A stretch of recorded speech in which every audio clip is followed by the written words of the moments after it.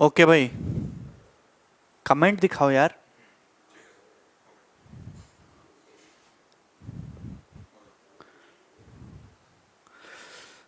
हाँ हेलो, आवाज़ आ रही है? हाँ जितेंद्र भाई कह रहे हैं कि डेली डेली लेट, तो डेली लेट कहाँ होता हूँ मैं, एग्जैक्ट टाइम पर आता हूँ भाई। और इंटरनेट का इश्यू था, थोड़ा इंटरनेट का इश्यू था। हाँ जय महाकाल, नमो भाई कह रहे हैं। ज्योमेट्री में महारथी बना दिया आपने, ठीक है। चलिए, तो गुड इवनिंग भैया। हाँ, मेंस तक एडवांस मैथ करा देंगे। मेंस तक कैसे हो जाएगा, 10 दिन में एडवांस मैथ थोड़ा ना होता है, ठीक है। चलिए, तो मैंने आपको बोला था कि आपकी ज्योमेट्री खत्म हो चुकी है। मैंने ज्योमेट्री में सारे क्वेश्चंस आपको करा दिए। आप प्रीवियस ईयर की कोई भी बुक लेके ज्योमेट्री के क्वेश्चन जो है वो सॉल्व करना शुरू करिए, ठीक है ना। अब आज की क्लास से जो हम स्टार्ट करने वाले हैं, मेंसुरेशन क्षेत्रमिति स्टार्ट करने वाले हैं। पहले मैं आपको मेंसुरेशन 3D पढ़ाऊंगा, जिससे कि आपको थोड़ी सी फ्रेशनेस महसूस हो। और उसके बाद मैं मेंसुरेशन 2D और पॉलीगन भी मैं उसी में पढ़ाऊंगा। शेडेड एरिया भी मैं मेंसुरेशन 2D में ही कराऊंगा, ठीक है। क्यूब, तो मैं बताना चाह रहा था कि ये हर एग्जाम में, RRB, NTPC हो, UPSI हो, CHSL हो, CGL हो, कैट हो, हर एग्जाम में आपके क्यूब या मेंसुरेशन से क्वेश्चन बनते ही बनते हैं, ठीक है। ठीक है, सर्कल डिस्कार्ड थ्योरम से मेंस में आज तक कोई सवाल नहीं आया। एसएससी में सर्कल डिस्कार्ड थ्योरम जैसी चीजें नहीं पूछी जाती हैं, बहुत बेसिक चीजें उसमें आती हैं। क्लियर है, ठीक है। हाँ, आई लव यू टू भाई। नाउ अब देखिए, क्यूब क्या होता है, घन क्या होता है, सभी स्टूडेंट को पता है। क्यूब और क्यूबॉइड में क्या फर्क है और क्या होता है ये आप जानते हैं। एक रेक्टेंगुलर बॉक्स, क्यूब एक टाइप का रेक्टेंगुलर बॉक्स है, ठीक है। आप देखते हो जिसमें आपका टीवी जिस बक्से में बंद होके आता है, आपने आपके सबके घर में संदूक होगा ना, संदूक, तो संदूक एक टाइप का बॉक्स है। इसी प्रकार से क्यूब भी एक टाइप का बॉक्स है। क्लियर है ना, क्यूब एक टाइप का बॉक्स है, लेकिन एक ऐसा बॉक्स है जिसकी तीनों ही डायमेंशन बड़ा, जिसकी तीनों ही जो डायमेंशन है वो बराबर होती है, ठीक है। जैसे, अच्छा पहले मैं आपको ये बताना चाहता हूं कि मेंसुरेशन 3D का मतलब 3 डायमेंशन। 3 डायमेंशन का मतलब एक ऐसी फिगर जिसमें लंबाई भी हो, चौड़ाई भी हो, साथ साथ में मोटाई भी हो। तो इसमें थिकनेस भी होती है, मोटाई भी होती है। तो क्यूब एक ऐसा फिगर है, एक ऐसा रेक्टेंगुलर बॉक्स है। क्यूब एक ऐसा रेक्टेंगुलर बॉक्स है जिसकी लंबाई, चौड़ाई और मोटाई तीनों ही बराबर होती हैं। जैसे इसकी लेंथ की बात करूं तो इसकी लेंथ ये क्या होगी, स्मॉल a। अगर मैं इसकी चौड़ाई की बात करूं तो इसकी ये चौड़ाई क्या होगी, इसकी चौड़ाई होगी स्मॉल a। अगर मैं इसकी चाहे मोटाई बोल लो चाहे ऊंचाई बोल लो, इसकी ऊंचाई भी क्या होगी, स्मॉल a। तो ये होता है आपका क्यूब या फिर घन।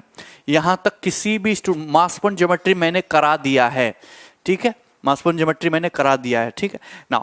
तो ये होता है क्यूब, सभी को पता है। अगर मैं इस क्यूब को गौर से देखूं, ध्यान से देखना, तो ये होते हैं क्यूब के 1 2 3 4, मैं कोने गिन रहा हूं, 5 6 7 8।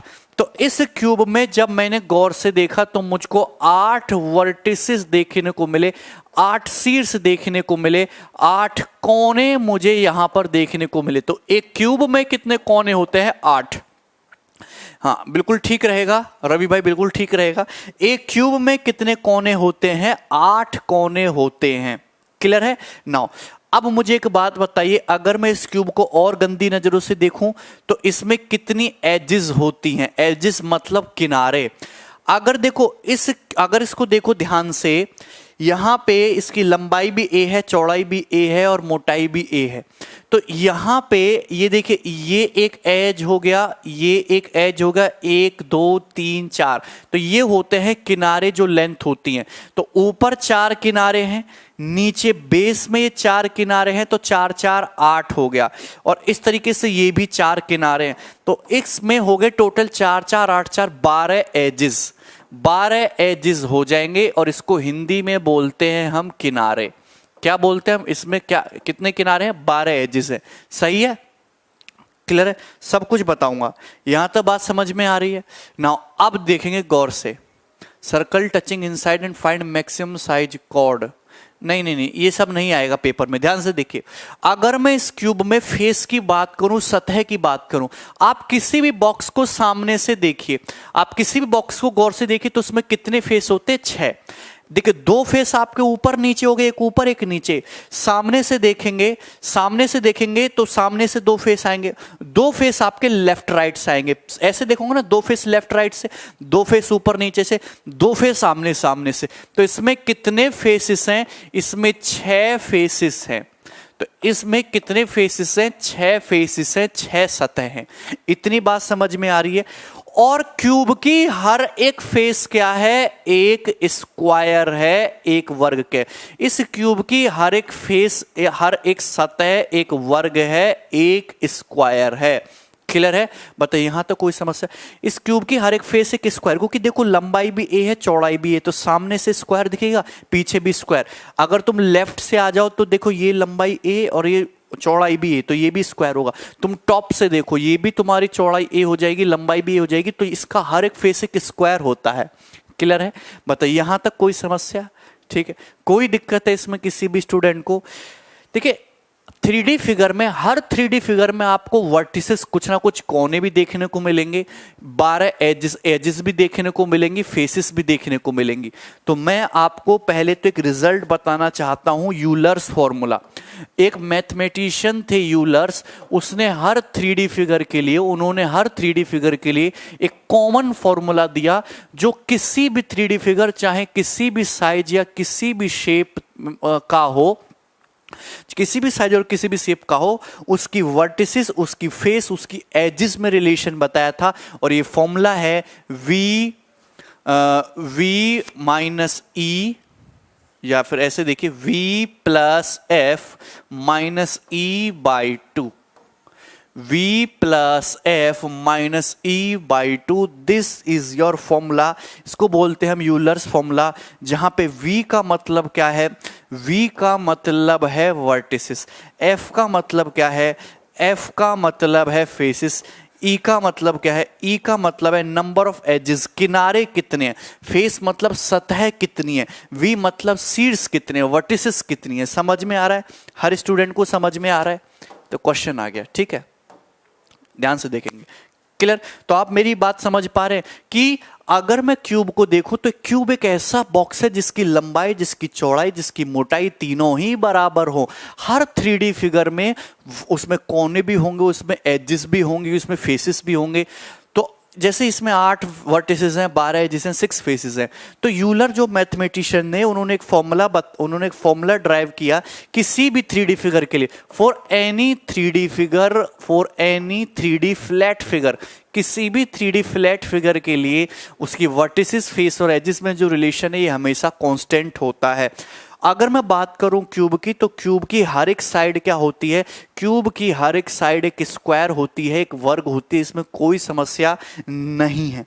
यहां तक कोई दिक्कत हो रही हो? चलिए, अगर मैं इस क्यूब के लेटरल सरफेस एरिया की बात करूं, लेटरल सरफेस एरिया, इसको क्या कहते हैं? Lateral surface area. इंग्लिश में क्या कहते हैं?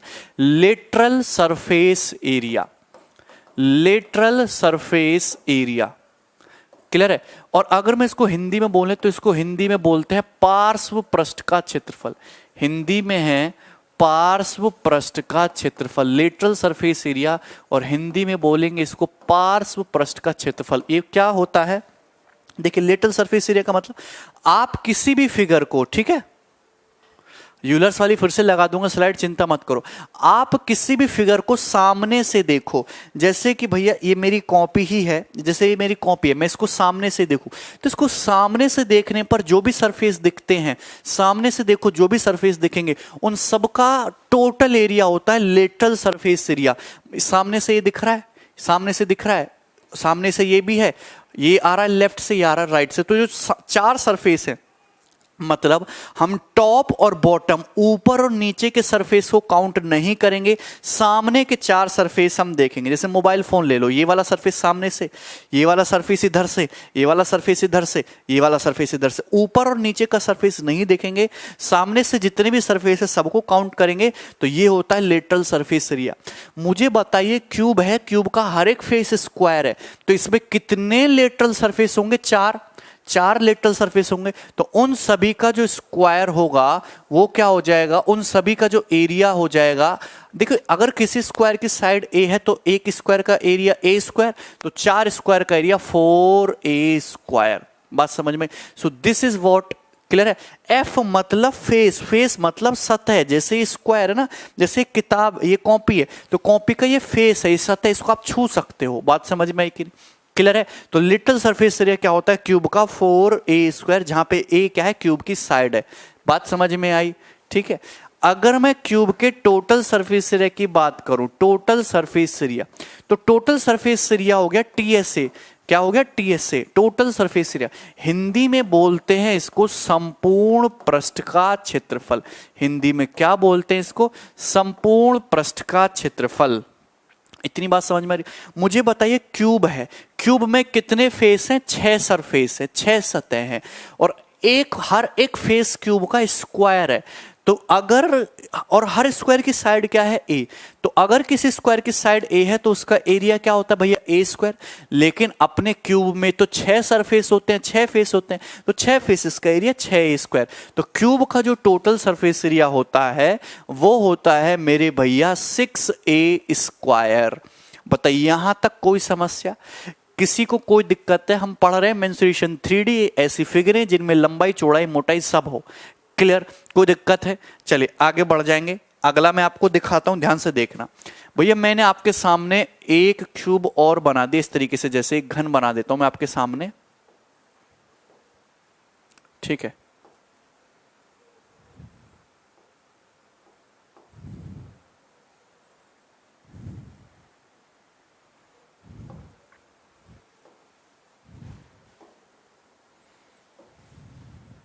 ये बना मैंने भैया आपके सामने क्यूब बना दिया, जिसकी ये साइड कितनी है? स्मॉल ए। जिसकी ये साइड कितनी है? स्मॉल ए। जिसकी ये साइड कितने मेरे भैया? स्मॉल ए। बोलो यहां तक कोई समस्या है?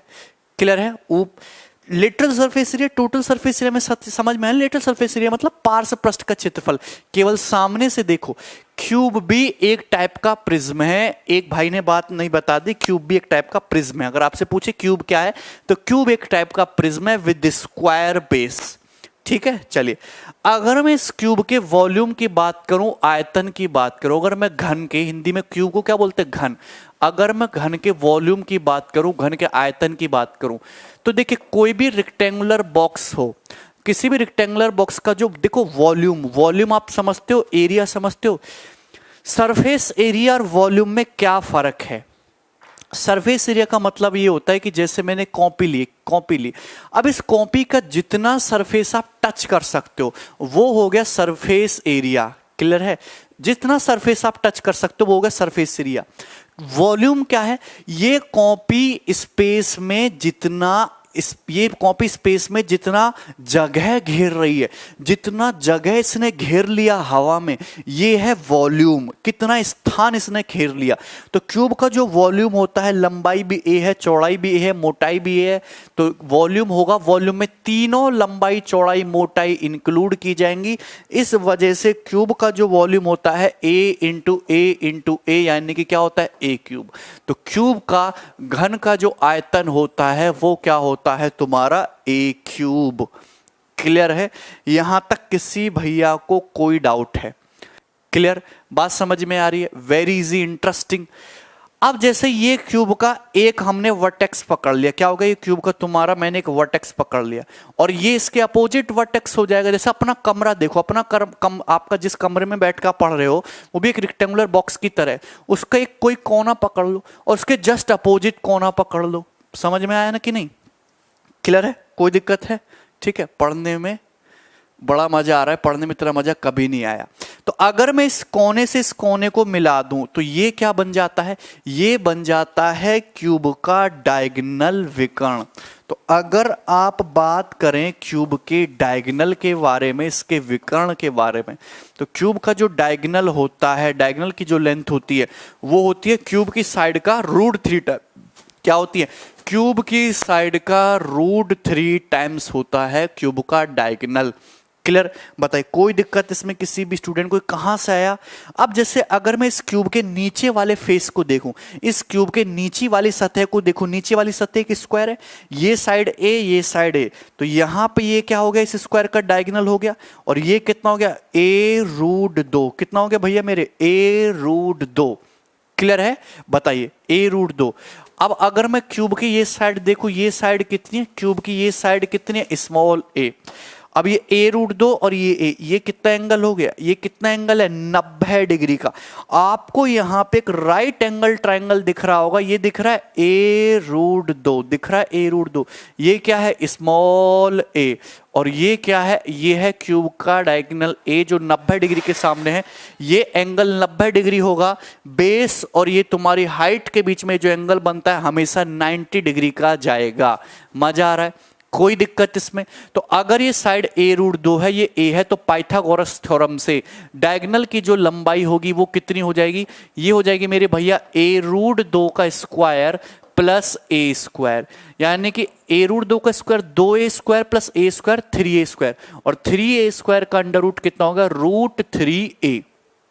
√3a। रवि को मजा आ रहा है? क्लियर है? बताओ यहां तक किसी स्टूडेंट को कोई समस्या? अब वीडियो की क्वालिटी में तो कोई प्रॉब्लम नहीं है ना? बताइए समझ में आया ना सभी स्टूडेंट को? तो ये हो गया क्यूब का डायगोनल। तो यही बात है आपको बेसिक सी इसकी याद रखने की, डायगोनल क्या है, वॉल्यूम क्या है, लेटरल सरफेस एरिया क्या है, टोटल सरफेस एरिया क्या है। यूलर्स फॉर्मूला में आपको चाहे एक बार फिर से दिखा देता हूं कि ये किसी भी 3D फ्लैट फिगर के लिए है। कोई भी आप 3D फ्लैट फिगर देखो जिसमें जो सरफेस गोल मटोल ना हो, फ्लैट हो, तो उसमें जितने वर्टिसेस है, जो फेस है, जो एजेस है, उनमें रिलेशन है v plus F minus e/2। Euler भाई ने ये दिया था। क्लियर है? v का मतलब वर्टिसेस, f मतलब फेसिस और e मतलब एजेस। बात समझ में आ रही है? फॉर्मूला छाप लिया। क्लियर है? हटा दे हम इसको। देखो मेंसुरेशन जो है मैं बेस्ट एक्सप्लेन करता हूं, सबसे बेहतरीन जो मैं एक्सप्लेन करता हूं वो मेंसुरेशन एक्सप्लेन करता हूं और ट्रिग्नोमेट्री। ठीक है? तो आप इसको ध्यान से समझेंगे। क्लियर है? कोई समस्या? तो देखो क्यूब से रिलेटेड ये थ्योरी थी, ये जो मैंने आपको बता दी, इसके अलावा आपको कुछ भी जानने की जरूरत नहीं है क्यूब में। क्लियर है? कर लोगे। चलिए आगे बढ़ जाएं। अब इसी पर बेस्ड मैं आपको बहुत सिंपल से क्वेश्चंस कराऊंगा। जैसे पहला सवाल है, लगभग सारे ही सवाल मैंने प्रीवियस ईयर लिए हैं क्योंकि ऑलरेडी पेपर में बहुत अच्छे सवाल आ रखे हैं। ठीक है?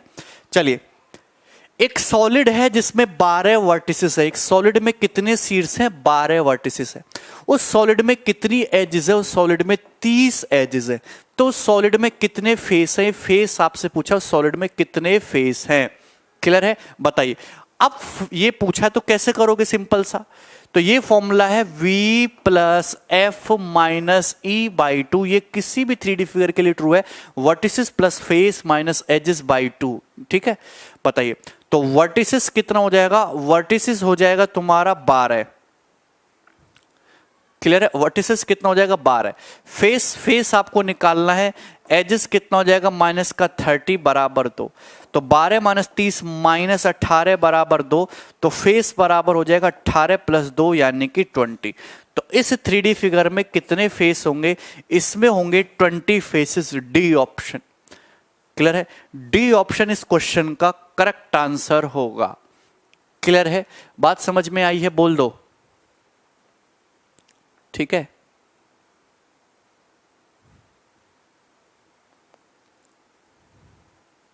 सारे फॉर्मूले मैंने आपको बताए हैं कि कौन से फॉर्मूले कहां से निकल के आए हैं। ठीक है? ये समझ में आया? कोई दिक्कत? अगला क्वेश्चन। इसी पर बेस्ड मैं आपको काफी सारे सवाल कराऊंगा, क्वालिटी वाले, आप बस उनको करते जाएं ध्यान से। ठीक है? और बहुत आसान क्वेश्चन।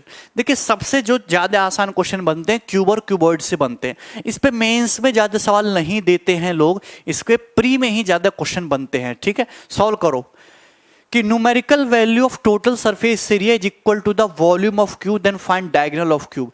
एक क्यूब के टोटल सरफेस एरिया की वैल्यू, न्यूमेरिकल वैल्यू वॉल्यूम के बराबर है, तो डायगोनल क्या होगा क्यूब का? डायगोनल क्या होगा क्यूब का? अब मुझे एक बात बताइए कि अगर किसी क्यूब की साइड ए है, तो अगर किसी क्यूब की साइड ए है तो क्यूब का टोटल सरफेस एरिया 6a² होगा। अगर क्यूब की साइड ए है तो वॉल्यूम क्यूब का a³ होगा। और क्वेश्चन के according total surface area volume की न्यूमेरिकल वैल्यू क्या दी है, बराबर दी है। तो देखिए a² से आपका ये कट जाएगा, a बचेगा, a बराबर क्या आ गया 6। तो क्यूब की साइड 6 आ गई। पूछा है, क्लियर है, आपसे पूछा है कि क्यूब का डायगोनल क्या होगा, तो क्यूब का जो डायगोनल होगा वो हो जाएगा 6√3, 6√3 सेंटीमीटर क्वेश्चन का आंसर होगा 6√3 सेंटीमीटर। भैया अगर किसी क्यूब की साइड 6 है तो डायगोनल क्या होता है, साइड का √3 टाइम्स होगा। क्लियर है। अच्छा मुझे एक बात बताओ, यहां पे जैसे मैं इस पे ले आया, अब जैसे क्यूब है, क्यूब में नंबर ऑफ डायगोनल्स क्या होते हैं, स्टूडेंट बार बार पूछ रहा है कि क्यूब में कितने विकर्ण होते हैं। Number of diagonals in A cube जरा बताएंगे। क्लियर है कि number of diagonals in A cube कितना होता है, सॉल्व करने की कोशिश, मुझे सोच के बताओ कि इसमें कितने नंबर ऑफ डायगोनल्स होंगे।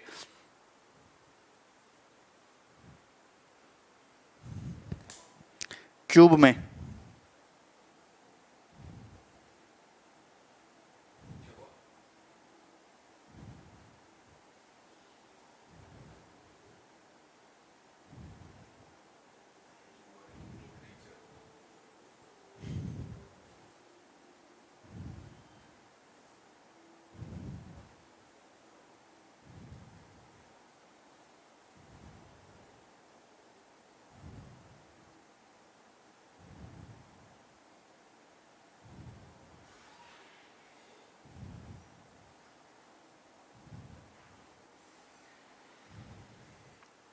ठीक है,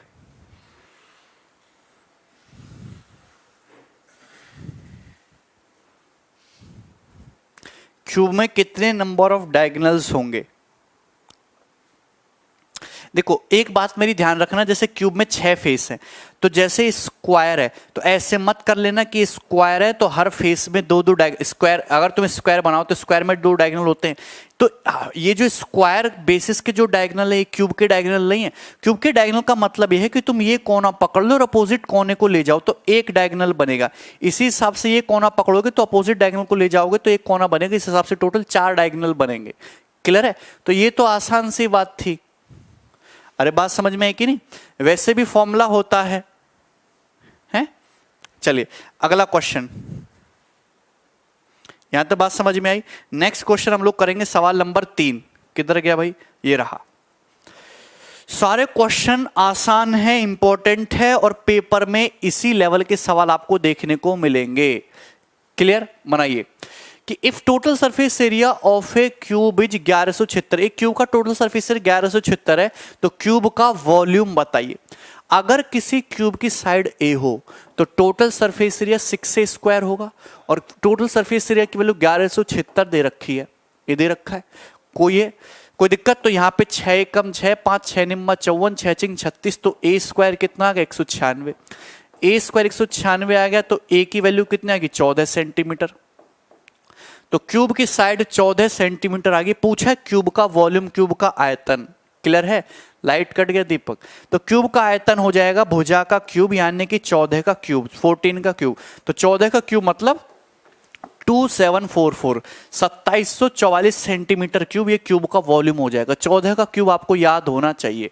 क्लियर है, बताइए यहां तक कोई समस्या है ना। 2744 सेंटीमीटर क्यूब इस क्वेश्चन का आंसर है। क्लियर है। हाँ, यूनिट डिजिट 4 होगा, 4 चौक 16 चौका 64, एक ही ऑप्शन में यूनिट डिजिट 4 है। सही बात है। क्लियर है। चलिए अगला क्वेश्चन हम लोग देखेंगे। नेक्स्ट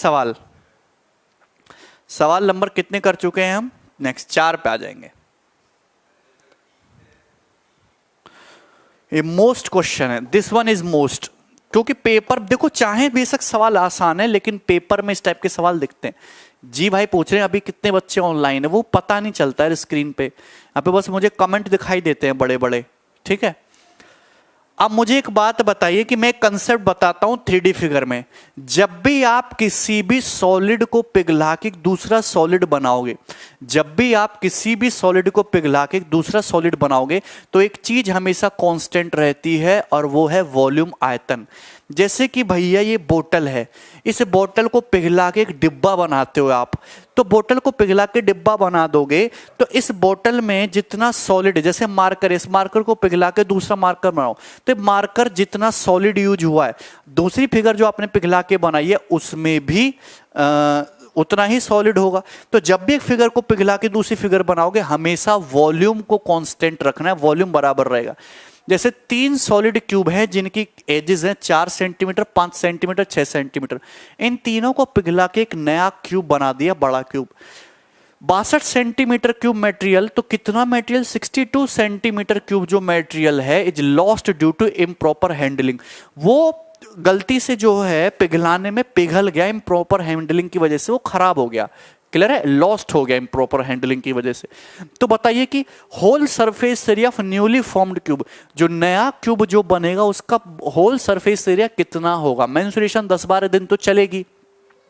अब मुझे एक बताइए कि अगर एक 3 क्यूब है जिनकी साइड 4, 5 और 6 है, तो जिसकी साइड 4 है उस क्यूब का वॉल्यूम 4 क्यूब, दूसरे क्यूब का वॉल्यूम 5 क्यूब और तीसरे क्यूब का वॉल्यूम कितना होगा, 6 क्यूब। बोल लो कोई दिक्कत है। तो जब मैं इनको पिघलाऊंगा, मेरी बात गौर से सुनना, जब मैं इनको पिघलाऊंगा तो 4 क्यूब प्लस 5 क्यूब, 4 का क्यूब 64, 5 का क्यूब 125, 6 का क्यूब 216, 216 प्लस 64 280, 280 प्लस 100 कि 380, 380 प्लस 25 405। तो इनका जो टोटल वॉल्यूम आया तीनों क्यूब का मिला के वो 405 सेंटीमीटर क्यूब आया। बोले कोई दिक्कत।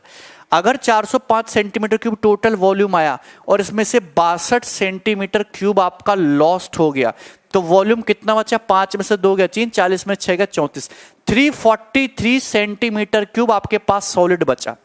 343 सेंटीमीटर क्यूब आपके पास क्या बचा, सॉलिड बचा। कोई दिक्कत। और ये इतना सॉलिड बचा 343 सेंटीमीटर क्यूब, यहां तक कोई समस्या है आपको। और जब इस क्यूब, देखो क्लियर है, कैलकुलेशन का क्लास भी कराऊंगा, टेंशन ना लो। 343 सेंटीमीटर क्यूब आपके पास सॉलिड है और जब मैं इसको इतने सॉलिड से क्यूब बनाऊंगा तो उस क्यूब की साइड कितनी होगी, उस क्यूब की साइड होगी 7 सेंटीमीटर। भैया ये वॉल्यूम है, वॉल्यूम होता है भुजा का क्यूब, 343 मतलब 7 का क्यूब, तो क्यूब की जो भुजा होगी वो कितनी होगी, 7 सेंटीमीटर। क्लियर है। तो फाइनली जो क्यूब बनेगा उसकी भुजा 7 सेंटीमीटर होगी, लेकिन क्यूब की भुजा नहीं पूछी, क्यूब का भी सरफेस एरिया पूछा है। अगर क्यूब की भुजा 7 है तो क्यूब का सरफेस एरिया कितना हो जाएगा, सरफेस एरिया मतलब total surface area, surface total surface area मतलब 6a स्क्वायर, 7 का स्क्वायर कितना 49, तो 6 इंटू 49 कितना हो जाएगा 294, 294 सेंटीमीटर स्क्वायर। फर्स्ट ऑप्शन इस क्वेश्चन का आंसर होगा 294, 294 इस क्वेश्चन का आंसर होगा। बताइए ठीक है। जैसे जैसे हम आगे बढ़ेंगे वैसे वैसे मैं लेवल बढ़ाता चला जाऊंगा। बताइए यहां तक कोई दिक्कत ना, आसान सा सवाल है, 4 सवाल हम लोग कर चुके हैं। अगला क्वेश्चन लेंगे भैया 5वां, सॉल्व करो,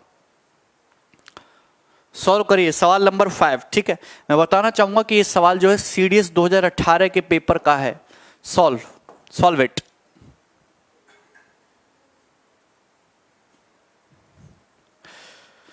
ठीक है,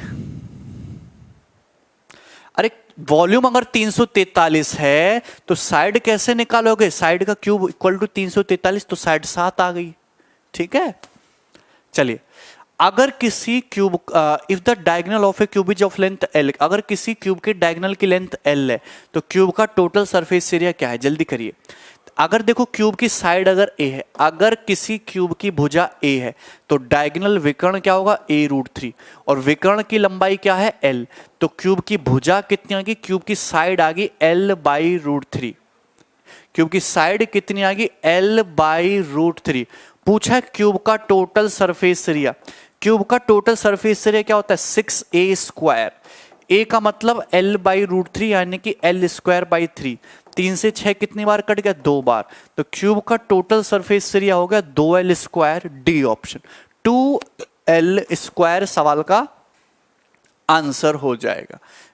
क्लियर, आसान सवाल, वेरी इजी, इंटरेस्टिंग है। नेक्स्ट क्वेश्चन, ठीक है, आसान लग रहे हैं सभी को सवाल। सवाल नंबर 6, इसको करना, इसको करना। कौन करेगा इस क्वेश्चन को? नेक्स्ट,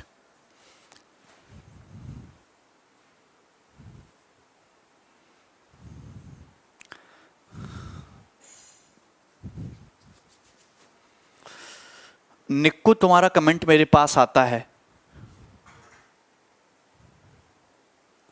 ठीक है। क्वेश्चन को रिपीट करके देख लीजिए, समझ में आ जाएगा। राकेश, जब एडवांस मैथ खत्म होगा 1.5-2 महीने बाद, उसके बाद अर्थमेटिक चला, 1.5 महीने कम से कम अभी वेट कीजिए, ठीक है। बनाइए जल्दी से। अगर each side of A cube is increased by k centimetre, cube की हर साइड को क्यूब की हर साइड को कितना बढ़ाया जाता है? k सेंटीमीटर बढ़ाया जाता है, जिसकी वजह से क्यूब का टोटल सरफेस एरिया कितना बढ़ जाता है? 44% बढ़ जाता है। तो बताइए, find the percentage change in its volume, cube के आयतन में कितना प्रतिशत चेंज आएगा? बताइए। राकेश, 1.5 महीने बाद अर्थमेटिक चलेगा, लेकिन एडवांस मैथ भी बहुत इंपॉर्टेंट है। क्या क्वेश्चन का आंसर होगा? जल्दी से सॉल्व कीजिए। किसी घन की भुजा को k सेंटीमीटर बढ़ाया और टोटल सरफेस एरिया कितना बढ़ गया? 44%। Total surface area 44। देखो, मैं बहुत अच्छा लॉजिक बताऊंगा कि टोटल सरफेस एरिया, क्यूब का टोटल सरफेस एरिया क्या होता है? 6a स्क्वायर, अगर साइड a है। और क्यूब का वॉल्यूम क्या होता है? वॉल्यूम होता है a का क्यूब। अब टोटल सरफेस एरिया 6 स्क्वायर है, 6 क्या है? कांस्टेंट है, यानी कि टोटल सरफेस एरिया किस पे डिपेंड कर रहा है? सीधा गौर से देखना, टोटल सरफेस एरिया सीधा सीधा भुजा पे डिपेंड कर रहा है, साइड पे, साइड के स्क्वायर पे। अब मुझे एक बताइए कि क्यूब का टोटल सरफेस एरिया कितना बढ़ गया? 44% बढ़ गया। मतलब अगर पहले टोटल सरफेस एरिया 100 था, तो 100 से बढ़कर कितना हो गया? 144 हो गया। टोटल सरफेस एरिया 100 से बढ़कर कितना हो गया? 144। 100 से बढ़कर 144 हो गया। 100 का मतलब होता है 10 स्क्वायर। 44% बढ़ गया, तो 100 से 144 हो गया, और 144 का मतलब होता है 12 का स्क्वायर। तो ये टोटल सरफेस एरिया इस रेशियो में चेंज हुआ। तो मुझे ये बताइए कि क्यूब की साइड, क्यूब की भुजा किस रेशियो में चेंज हुई? टोटल सरफेस एरिया भुजा के स्क्वायर पे डिपेंड करता है। तो अगर मैं अंडर रूट लूंगा, तो ये टोटल सरफेस एरिया का रेशियो है, तो साइड का रेशियो क्या रहा होगा? 10 से 12। साइड का रेशियो क्या रहा होगा? 10 से 12। अरे बोल दो, 20% इंक्रीज हुआ। साइड कितनी इंक्रीज हुई है? 20% इंक्रीज हुआ। बोलो, ये बहुत रेशियो मेथड है, थोड़ा परसेंटेज और रेशियो आपको आना चाहिए। क्लियर है ना? तो टोटल सरफेस एरिया, ये सवाल परसेंटेज में भी आएगा, उस केस में आपको मेंसुरेशन आना चाहिए। क्लियर है? तो टोटल सरफेस एरिया जो है भैया मेरे, वो 100 से 144 हो गया, 44% बढ़ गया। तो साइड क्या है? 10 से 12 हुई होगी, क्योंकि साइड के स्क्वायर का रेशियो टोटल सरफेस एरिया का रेशियो होगा। अब अगर साइड का रेशियो ये है, मुझे क्वेश्चन सॉल्व करने के लिए चाहिए वॉल्यूम में परसेंटेज इंक्रीज, तो वॉल्यूम का रेशियो क्या होगा? भैया वॉल्यूम किस पे डिपेंड करता है? साइड की पावर 3 पे। तो वॉल्यूम का रेशियो ये होगा ना, 10 क्यूब रेशियो 12 क्यूब। 10 का क्यूब मतलब 1000, और 12 का क्यूब मतलब 1728। बोल दो, इतनी बात समझ में आ रही है? क्लियर है? बताओ, यहां तक किसी भी स्टूडेंट को कोई समस्या? यानी कि क्यूब का घन का वॉल्यूम 1000 से बढ़कर 1728 हो गया। 1000 से बढ़कर 1728 हो गया, यानी कि कितने प्रतिशत बढ़ गया क्यूब का वॉल्यूम? 72.8%, 72.8%। जय बराता, मैं देख रहा हूं आपका कमेंट। 72.8% क्यूब का वॉल्यूम बढ़ जाएगा। सागर भाई क्या हुआ? क्लियर? देखो, हमेशा चेक किया करो 100 पे। क्यूब का घन का जो आयतन है वो 1000 से 1728 हो गया। अगर मैं 10 से डिवाइड कर दूं, रेशियो में किसी से भी मल्टीप्लाई करो, क्लियर है, किसी से भी डिवाइड करो तो कोई फर्क नहीं पड़ता। अगर 10 से डिवाइड करोगे तो 100 से कितना हो गया? 172.8। क्यूब का वॉल्यूम 100 से बढ़कर 172.8 हो गया, तो कितने परसेंट इंक्रीज हो गया? 72.8%। क्लियर है?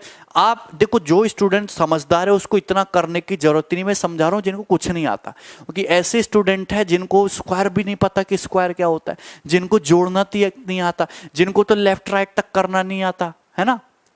तो ऐसे स्टूडेंट भी तैयारी कर रहे हैं, तो सबको साथ में लेके चलना पड़ता है। वैसे वर्बली हो जाएगा 44%, 20 का मतलब 72.8, खत्म। वर्बली रटा हुआ होता है बच्चों को। समझ में आया? कल क्लास नहीं होगी, कल ऑफ है, हम गांव जा रहे हैं अपने, ठीक है, कोई दिक्कत? समझ में आया? अगला क्वेश्चन, ये हटा दे सवाल, 6 सवाल मैं कर चुका हूं और ये आसान क्वेश्चन थे, ठीक है ना।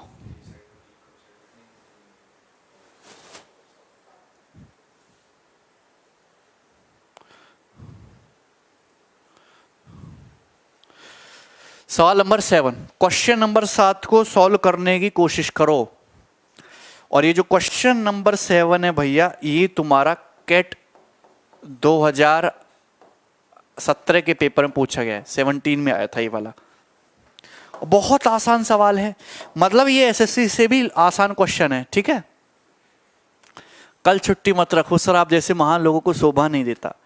भैया आप जितना मैंने पढ़ा उतना रिवाइज कर लिया, अभी एक सवाल पूछ दूं तो बनेगा नहीं आपसे। हाँ सत्यम, मुझे आपका कमेंट दिख रहा है, ठीक है। मेंस्ट्रुएशन कब कराओगे? अरे भैया मेंस्ट्रुएशन ही चल रहा है बेवकूफ, ठीक है। देखिए गौर से देखिए, ध्यान से, बहुत आसान क्वेश्चन है, सॉल्व करने की कोशिश करो। A solid cube is melted to form 5 solid cube whose volume are in the ratio 1:1:8:27:27. Clear है? ठीक है।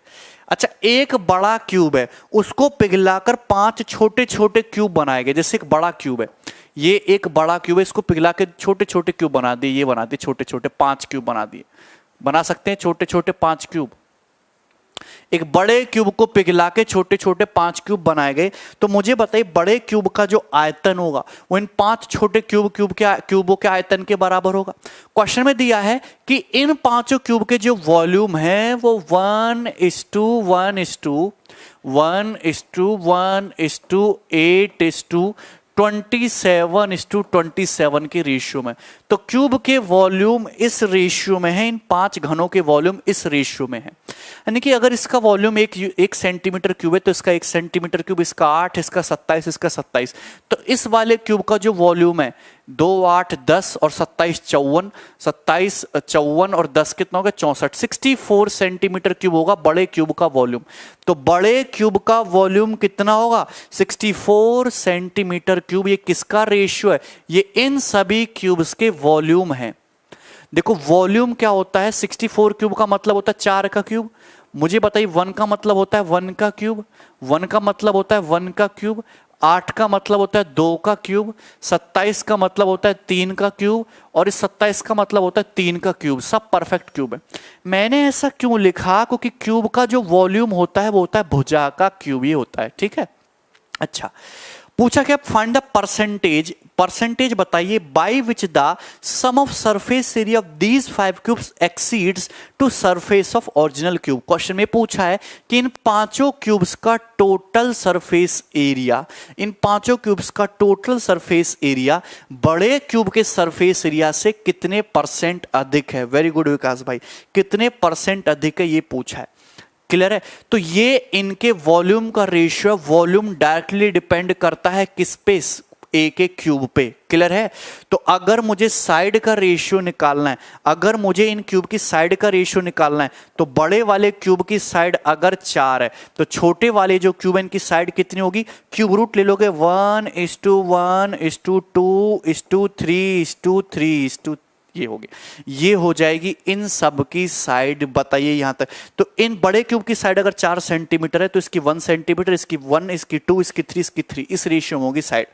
ये साइड का रेशियो है। लेकिन आपसे साइड का नहीं पूछा, आपसे पूछा टोटल सरफेस एरिया के बारे में। तो टोटल सरफेस एरिया क्या होता है क्यूब का? क्यूब का टोटल सरफेस एरिया होता है 6a²। क्या होता है? 6a²। क्लियर है? 6a²।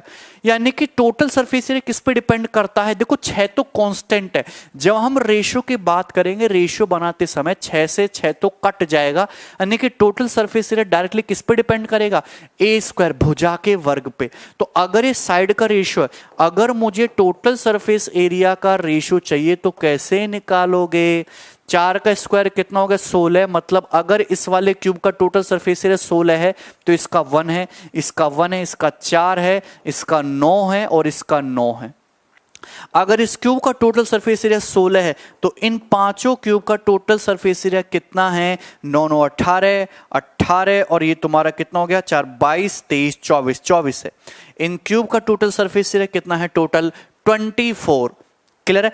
परफेक्ट स्क्वायर नहीं होगा तो कैलकुलेशन बहुत बढ़ जाएगी, एग्जाम में ऐसा सवाल नहीं देगा जिसमें ये परफेक्ट स्क्वायर या परफेक्ट क्यूब ना बने। तो अगर बड़े क्यूब का टोटल सरफेस एरिया 16 है, रेशियो से बताऊंगा, अगर बड़े क्यूब का टोटल सरफेस एरिया अगर 16 है तो इन पांचों क्यूब का टोटल सरफेस एरिया मिलाकर, इसका 1, इसका 1, इसका 4, इसका 9, इसका 9, इन पांचों क्यूब का टोटल सरफेस एरिया मिलाकर कितना है? 24 है। कितना है? 24 है।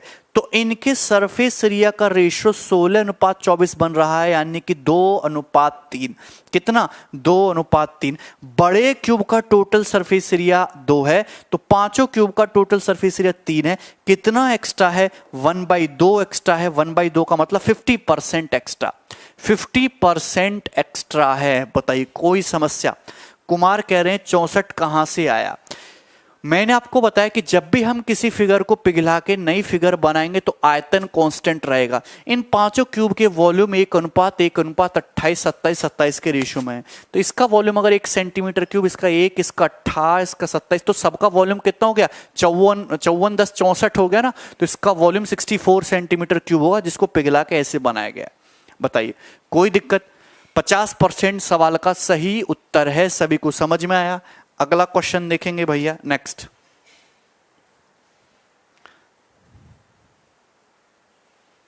क्वेश्चन नंबर 8 बनाइए।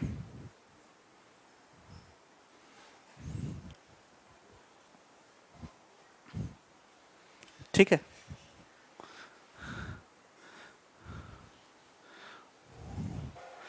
कौन करेगा सवाल को? एक सॉलिड क्यूब है, उसको 64 छोटे छोटे क्यूबों में तोड़ा गया। इस solid cube is cut into 64 identical cubes. ठीक है, हाँ, एक बड़े क्यूब को 64 छोटे छोटे क्यूब्स में बांटा गया है। What is the percentage increase in total surface area?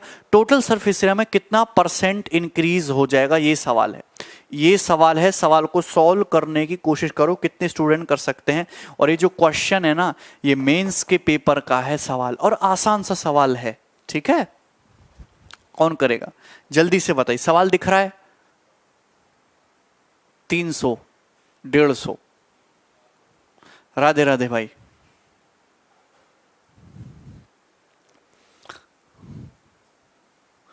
ठीक है, एक solid cube is cut into 64 identical cubes. अब देखो यहां पे बहुत बेहतरीन लॉजिक बनता है कि सपोज एक बड़ा क्यूब है। सपोज एक बड़ा क्यूब है, ऐसे समझो कि एक बड़ा क्यूब है, इसको पिघला के 64 छोटे छोटे क्यूब बना दिए। 1 2 3 4 5 6 और ऐसे कितने बना दिए? 64। तो मैं ये कह सकता हूं कि जब भी हम पिघला के छोटे छोटे क्यूब बनाएंगे तो आयतन कांस्टेंट रहेगा। अगर बड़े क्यूब का वॉल्यूम 64 है तो इन सभी क्यूब का वॉल्यूम कितना होगा? 1 1 1 1 1 ये होगा। अरे मेरी बात समझ रहे हो? तो मैं ये समझता हूं कि अगर बड़े क्यूब का वॉल्यूम 64 है तो छोटे क्यूब का वॉल्यूम क्या है? एक छोटे क्यूब का वॉल्यूम 1 है। अरे मेरे बेवकूफ भाई, अगर बड़े क्यूब का, बड़े घन का, अगर बड़े क्यूब का और यहां पे एक छोटे क्यूब का, एक छोटे क्यूब का ये वॉल्यूम है। इतना समझाना पड़ता है ना यार, पता नहीं। अगर बड़े घन का वॉल्यूम 64 है तो एक छोटे क्यूब का वॉल्यूम कितना है? 1। जब हम एक बड़े क्यूब को कितने छोटे क्यूब्स में तोड़ा गया? 64। इसका वॉल्यूम 64 है, इसको तुम छोटे 64 क्यूब में बांट दो तो 1 1 1 1 हो जाएगा ना सबका। तो एक बड़े क्यूब का वॉल्यूम अगर 64 है तो एक छोटे क्यूब का वॉल्यूम कितना है? 1। क्लियर है? अब मुझे एक बताइए कि अगर ये वॉल्यूम है 64:1 के रेशियो में, 64 का मतलब क्या होता है? 4 का क्यूब। 1 का मतलब क्या होता है? 1 क्यूब। ये मेरी बात समझ रहे हो? क्लियर है? तो ये वॉल्यूम का रेशियो, तो साइड का रेशियो क्या होगा? बड़े क्यूब की साइड अगर 4 है तो एक छोटे क्यूब की साइड कितनी होगी? 1। बड़े क्यूब की साइड और छोटे क्यूब की साइड क्या होगी? 4:1 के रेशियो में होगी। ये साइड का रेशियो। पर आंसर क्या पूछा, आंसर टोटल सरफेस एरिया में पूछा है, क्लियर है। तो ये साइड का रेशियो है, तो बड़े क्यूब के टोटल सरफेस एरिया और एक छोटे क्यूब के सरफेस एरिया का जो रेशियो होगा वो कितना होगा, 4 स्क्वायर इज टू 1 स्क्वायर। भैया वॉल्यूम होता है भुजा का क्यूब, साइड मतलब भुजा और टोटल सरफेस एरिया मतलब भुजा का वर्ग। तो 4 का स्क्वायर 16 और ये 1 का स्क्वायर 1। तो हम ये कहेंगे कि अगर एक बड़े क्यूब का टोटल सरफेस एरिया 16 है तो जो हमने 64 छोटे छोटे क्यूब बनाए उनमें से एक छोटे क्यूब का सरफेस एरिया कितना है, 1। कितना सरफेस एरिया है, 1। लेकिन गौर से सुनना, हमने एक्चुअल में कितने छोटे क्यूब बनाए हैं, 64। तो अगर एक छोटे क्यूब का सरफेस एरिया 1 है तो 64 छोटे क्यूब का सरफेस एरिया कितना होगा, 64। 64 छोटे क्यूब का टोटल सरफेस एरिया कितना होगा, 64। तो सरफेस एरिया 16 से 64 हो गया, कितने गुना हो गया, 4 गुना हो गया।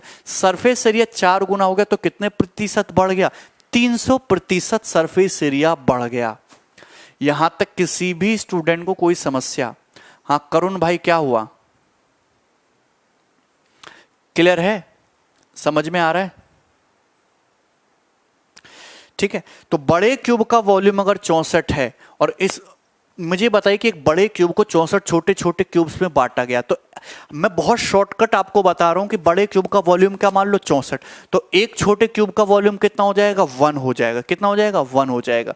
तो ये वॉल्यूम का रेशियो एक बड़े क्यूब का छोटे क्यूब का 4 क्यूब 1 क्यूब हो गया, साइड का रेशियो 4:1। तो बड़े क्यूब के सरफेस एरिया और छोटे क्यूब के टोटल सरफेस एरिया का रेशियो कितना हो गया, 16:1। क्वेश्चन में अगर बड़े क्यूब का टोटल सरफेस एरिया 16 है तो एक छोटे क्यूब का सरफेस एरिया क्या है, 1। लेकिन हमने कितने छोटे क्यूब बनाए, 64। तो 64 क्यूब का टोटल सरफेस एरिया 1 × 64 हो जाएगा। तो 16 से 64 4 गुना होगा, कितना बढ़ गया, 300%। दीपक कह रहे हैं टोटल सरफेस एरिया तो 6 स्क्वायर होता है। मैं बिल्कुल बात मानता हूं कि टोटल सरफेस एरिया 6 स्क्वायर होता है, लेकिन 6 कांस्टेंट है। जब मैं यहां पे रेशियो बनाऊंगा, ये होगा इसका सरफेस एरिया, इसका सरफेस एरिया ये होगा। जब मैं रेशियो बनाऊंगा तो 6 से 6 कट ही जाएगा ना रेशियो बनाते समय। तो इतना ध्यान रखो कि टोटल सरफेस एरिया का रेशियो निकालने के लिए, टोटल सरफेस एरिया का रेशियो निकालने के लिए केवल और केवल साइड का स्क्वायर ले लो, रेशियो आ जाएगा, क्योंकि 6 से 6 कट ही जाना है। क्लियर? अगला क्वेश्चन है, नेक्स्ट सवाल करेंगे भाई। ये सवाल 8 हो चुका है, सवाल नंबर 9 बनाइए। कौन करेगा इस क्वेश्चन को? क्वेश्चन नंबर 9 अच्छा सवाल है, ध्यान से करना। भाई जब चीज 4 गुना हो गई, 1 से बढ़कर 4 हो गई, तो कितनी बढ़ गई, 3 बढ़ गई, 300%।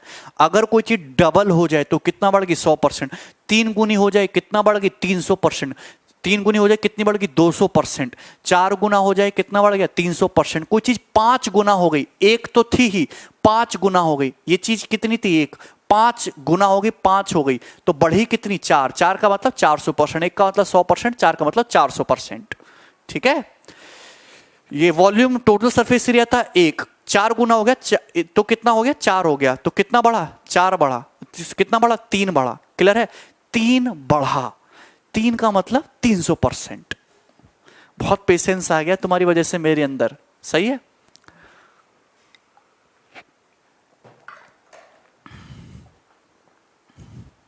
अब आया समझ में? इस सवाल को करो। Next question. सुब्रत अब आ गया समझ में आपको? ठीक है।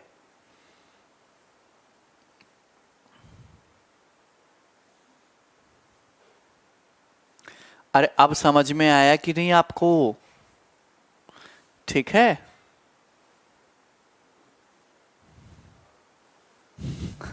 परसेंटेज नहीं निकाल रहे हो यार, समझ गए?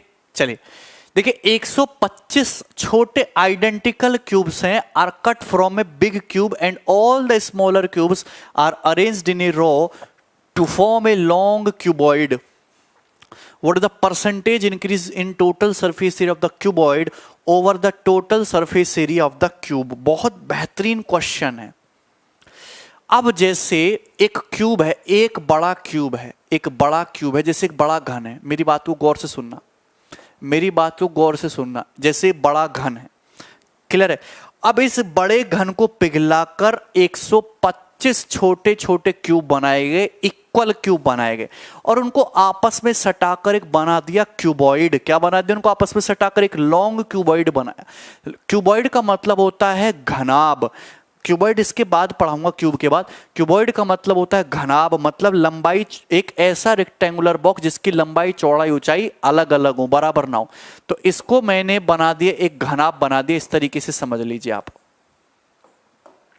क्लियर है? और ये क्या है, कैसे बना है ये घनाभ? ये 125 छोटे छोटे क्यूब जो हैं इस तरीके से सटा के रख दिए गए आपस में और आपका क्या बन गया? एक क्यूबॉइड बन गया, लॉन्ग क्यूबॉइड। तो मुझे बताइए कि इस क्यूब से 125 छोटे छोटे क्यूब बनाए, तो अगर इस बड़े वाले क्यूब का वॉल्यूम 125 है तो एक छोटे क्यूब का वॉल्यूम कितना होगा? 1। ये किसका रेशियो है? ये वॉल्यूम का रेशियो है। किसका रेशियो? ये वॉल्यूम का रेशियो है। मेरी बात आप समझ रहे हैं ध्यान से? ये वॉल्यूम का रेशियो है। तो साइड का रेशियो क्या होगा भाई? साइड, वॉल्यूम क्या होता है? भुजा का क्यूब। साइड का रेशियो 125 5 का क्यूब होता है, 1 1 का होता है। तो साइड का रेशियो क्या होगा? 5:1। साइड का रेशियो कितना होगा? 5:1। मेरी बात तुम समझे? क्लियर है भाई? कि अगर बड़े क्यूब का वॉल्यूम 125 है तो एक छोटे क्यूब का वॉल्यूम कितना है? 1। अगर इसका वॉल्यूम 125 है तो इसकी साइड क्या मान सकते हो आप? 5। और हर छोटे क्यूब की साइड क्या होगी? 1। तो ये जो क्यूबॉइड बना होगा इसकी ऊंचाई क्या होगी? 1। ये जो क्यूबॉइड जब आप बनाओगे इस तरीके से 125 छोटे छोटे क्यूब सटाकर, तो इसकी हाइट क्या होगी? 1। इसकी चौड़ाई क्या होगी? 1। लेकिन लंबाई क्या होगी? इस क्यूबॉइड की लंबाई क्या हो जाएगी? इस क्यूबॉइड की लंबाई ये यहां से यहां तक पूरी क्या 125 नहीं हो जाएगी लंबाई? मुझे एक बात बताइए कि ये 125 क्यूब है, हर क्यूब की साइड 1 1 1 1 1 1 1, टोटल लंबाई कितनी हो जाएगी? 125। क्या हो जाएगी? 125। परसेंटेज में प्रॉब्लम दूर तो कर दी हमने। तो अगर यहां पे ये क्यूबॉइड की अगर हाइट 1 तो चौड़ाई भी 1, क्योंकि ये तो 1 ही रहेगा ना, क्यूब की हाइट के बराबर, क्यूब की चौड़ाई के बराबर 1, लेकिन लंबाई 125 क्यूब बल्कि कितनी हो जाएगी? 125। क्लियर है?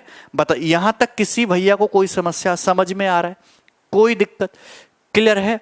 आपसे पूछा है क्या टोटल सरफेस एरिया में कितने % की वृद्धि होगी। अगर मैं बात करूं इस टोटल सरफेस एरिया का रेशियो निकाल लो। परसेंटेज निकालने से पहले निकालो रेशियो। मुझे एक बात बताइए कि अगर इस क्यूब की साइड 5 है तो इस क्यूब का टोटल सरफेस एरिया क्या होगा? क्यूब का टोटल सरफेस एरिया होगा 6 × 5 स्क्वायर। ये क्यूबॉइड बना, इस क्यूबॉइड की लंबाई है 125, चौड़ाई है 1 और हाइट है 1। तो अगर किसी क्यूबॉइड की लंबाई चौड़ाई और हाइट दे रखी हो तो शायद आपको याद हो कि टोटल सरफेस एरिया क्यूबॉइड का कैसे निकालते हैं। क्यूबॉइड का टोटल सरफेस एरिया होता है 2 गुना ऑफ लंबाई इंटू चौड़ाई plus b into h 1 plus h into l 125 ऐसे निकालते हैं। ये तरीका है, ये तरीका है निकालने का। यहां तक कोई समस्या है? ये क्यूबॉइड के टोटल सरफेस एरिया का फॉर्मूला है, मैं लिख दे रहा हूं इसके सरफेस एरिया का formula 2 × LB plus BH plus HL, ये है। क्लियर है? हालांकि आपको पता होना चाहिए था। तो बड़े क्यूब का टोटल सरफेस एरिया अगर ये है तो इस क्यूबॉइड का टोटल सरफेस एरिया ये होगा, इस फॉर्मूले से निकालोगे। कोई दिक्कत है? 2 × LB plus BH plus HL, 125 गुणा 1, 1 × 1 1, 1 × 125 125, तो ये आ जाएगा रेशियो। बोल दो ये रेशियो आ गया। यहां तक कोई बात समझ में ना आई हो तो मुझे बताओ। 2 से 6 3 बार कट गया, 25 × 75 75 75 इस टू 125 125 250 और 250 1 251 251। क्लियर है? यहां तक किसी भैया को कोई डाउट हो? यानी कि surface area, total surface area 75 से बढ़कर 251 हो गया। अगर कोई चीज 75 से बढ़कर 251 होगी तो कितने प्रतिशत बढ़ी? तो बेस तो 75 रहेगा, बेस तो 75 ही रहेगा भैया। 75 से बढ़कर 251 तो बेस 75, कितना इंक्रीज हुआ? 75 से 251 तो 125, पहले 125 कहां तक जाओगे? 125 प्लस 50 175 और एक 176 176 176। क्लियर है। 176 का इंक्रीज हो गया इनटू 100%। क्लियर है। परसेंटेज में गुणा करने के लिए 100 का साइन, 100 से गुणा करो, परसेंटेज साइन लगो। तो 25 चौका 100, 25 तिया 75। ठीक है। 680 प्लस 24 704/3। 704/3%। 3 दूनी 6, 3 दूनी 6, 1 3 तिया 9, 1 3 चौक 12, 234 सही 2/3%। इस सवाल का आंसर है फर्स्ट ऑप्शन। क्लियर? बताइए।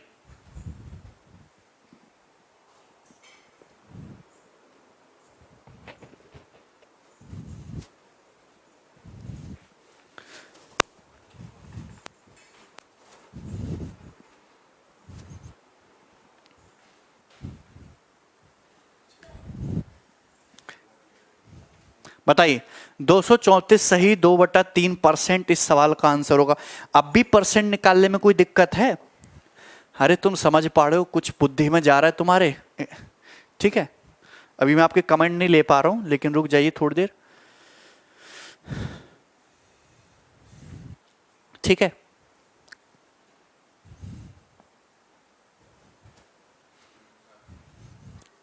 मजा आ गया? 12 बजे तक पूरा मजा आ रहा है। कितने स्टूडेंट को समझ में आया है भाई? क्लियर है? परसेंटेज बदलने में कोई दिक्कत तो नहीं हुई? कर लिया ना? ऑप्शन से एलिमिनेट करने में एक नन ऑफ दीज भी तो ऑप्शन दे रखा है ना, तो गड़बड़ हो सकती है ऑप्शन से। समझ में आ रहा है? सभी स्टूडेंट पीडीएफ डाल देंगे, बिल्कुल पीडीएफ डाल दी जाएगी, इसकी दिक्कत मत लो। अगला सवाल, सवाल नंबर 10। ठीक है, बनाइए,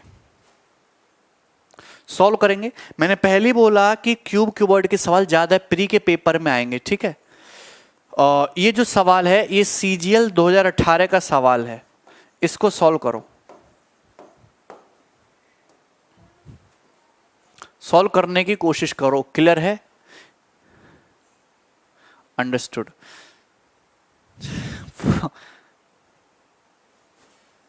यस, क्लियर है। इस सॉलिड क्यूब ऑफ वॉल्यूम, एक क्यूब है जिसका वॉल्यूम 13,824 दे रखा है। इसको 8 क्यूब्स ऑफ इक्वल वॉल्यूम में, 8 क्यूब्स में बांटा गया इक्वल वॉल्यूम के। Ratio of surface area of the original cube to the sum of surface area of 3 of the smaller cubes, ये पूछा है। क्लियर है? एकदम जहरीला क्वेश्चन। मुझे बताइए कि एक बड़े क्यूब को 8 क्यूब में बांटा गया, तो मुझे बताइए कि अगर बड़े क्यूब का वॉल्यूम 8 है तो छोटे क्यूब का वॉल्यूम कितना होगा? 1 होगा। अगर बड़े क्यूब का वॉल्यूम 8 है, शॉर्ट में बताऊंगा, बड़े क्यूब का वॉल्यूम 8 तो छोटे क्यूब का वॉल्यूम कितना होगा? 1 होगा। ये वॉल्यूम का रेशियो है, तो साइड का रेशियो कितना हो जाएगा? साइड का रेशियो हो जाएगा 2:1। अगर बड़े क्यूब की भुजा 2 है तो छोटे क्यूब की भुजा कितनी होगी? 1। एक क्यूब को 8 क्यूब में बांटा गया, तो इसका वॉल्यूम, ये 13,824 से कोई मतलब ही नहीं, बस कंफ्यूज करने के लिए दिया, इसका मतलब ही नहीं है। जब मुझे रेशियो पूछा है तो मुझे डाटा की क्या जरूरत है? कोई जरूरत नहीं है, रेशियो के लिए डाटा चाहिए ही नहीं। ठीक है।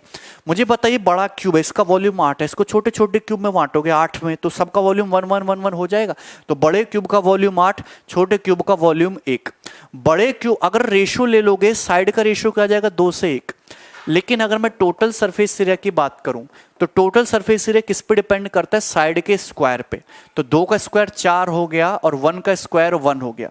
यानी कि अगर बड़े क्यूब का टोटल सरफेस एरिया 4 है, अगर बड़े क्यूब का टोटल सरफेस एरिया, बड़े क्यूब का टोटल सरफेस एरिया अगर 4 है तो छोटे क्यूब का टोटल सरफेस एरिया 1 है। लेकिन क्वेश्चन में ये बोला है कि बड़े क्यूब, ओरिजिनल क्यूब के सरफेस एरिया का रेशियो बताना है sum of surface area of 3 smaller cube. 3 smaller cube के सरफेस एरिया से रेशियो बताना है। तो ये तो एक छोटे क्यूब का सरफेस एरिया है, तो 3 छोटे क्यूब का सरफेस एरिया कितना होगा? 3 होगा कि नहीं? 3 होगा। तो रेशियो क्या आएगा? 4/3, 4:3। सवाल का आंसर है बी ऑप्शन। बी ऑप्शन इस क्वेश्चन का आंसर है। क्लियर है? बताइए, यहां तो कोई समस्या है? बी 2:1 नहीं है। ठीक है, कर लोगे। 2:1 नहीं है, 4:3 सवाल का आंसर है। क्लियर? समझ में आ रहा है? अगला क्वेश्चन हम लेंगे, सवाल नंबर 11।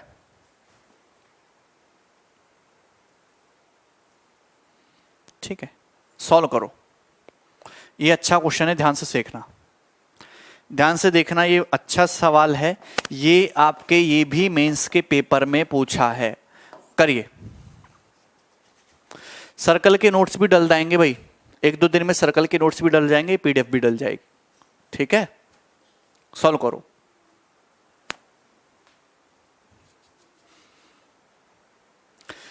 सॉलिड क्यूब है साइड 8 सेंटीमीटर, एक सॉलिड क्यूब की भुजा 8 सेंटीमीटर है। It is cut along diagonal of top face, इसको टॉप फेस के अलोंग, देखो इसको काटा गया है टॉप फेस के डायगोनल के अलोंग, जिससे कि 4 इक्वल पार्ट बन जाएं। तो surface area of each part का सरफेस एरिया क्या होगा? बहुत बेहतरीन क्वेश्चन, जबरदस्त क्वेश्चन। मुझे भैया मेरे एक बात बताइए कि सबसे पहले मैं आपके सामने बनाता हूं एक क्यूब, एक घन। तो मैंने एक घन बनाया, यहां पे बनाओ,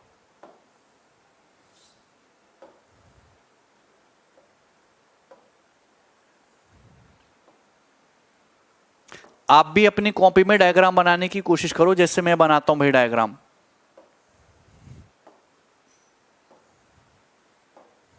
बन गया, जबरदस्त बनाया हमने। अब ये डायग्राम बना। अब मुझे एक बात बताइए कि ये क्यूब है, दिख रहा है क्यूब, इस क्यूब का ऊपर वाला टॉप फेस दिख रहा है। अगर मैं टॉप फेस को डायगोनल के अलोंग काटूंगा तो डायगोनल के अलोंग इस तरीके से कट जाएगा, डायगोनल के अलोंग इस तरीके से कट जाएगा। इस तरीके से कटने से क्यूब के कितने टुकड़े हो जाएंगे? बोलो कितने टुकड़े हो जाएंगे? मैं ऐसे ये क्यूब रखा हुआ है, ये किताब जैसे कॉपी ऐसे रखी हुई है, और मैंने ऐसे आरी रखी और ऐसे चला दी, कितने टुकड़े हो जाएंगे? इस किताब के 2 टुकड़े हो जाएंगे। तो 3D में है, थोड़ा सा ऑब्जर्व विजुअलाइजेशन करना पड़ेगा। कितने टुकड़े हो जाएंगे? 2 टुकड़े हो जाएंगे। यहां तक बात समझ में आ रही है? अब अगर मैंने दूसरे डायगोनल पे भी आरी रख के ऐसे चला दी, आरी रख के ऐसे चला दी, तो कितने टुकड़े हो जाएंगे? 4 टुकड़े हो जाएंगे। इस क्यूब के 4 टुकड़े हो जाएंगे, वो भी इक्वल। तो आपसे जो पूछा है हर पार्ट का, ईच पार्ट का सरफेस एरिया पूछा है, तो ईच पार्ट कौन सा, ईच पार्ट कौन सा? जैसे आप यहां पे इस तरीके से मिला लो तो कितने टुकड़े हो चुके? 4 टुकड़े हो चुके। ईच पार्ट कौन सा? जैसे यही वाला पार्ट ले लो, ये वाला पार्ट ले लो, ये वाला पार्ट ले लो, ये वाला 4 पार्ट में से एक पार्ट मैंने क्या कर दिया? यहाँ पे कलर कर दिया, दिख रहा है। तो एक पार्ट आपका कुछ इस तरीके से बन गया है, ये इस तरीके से आपका बन जाएगा ये पार्ट।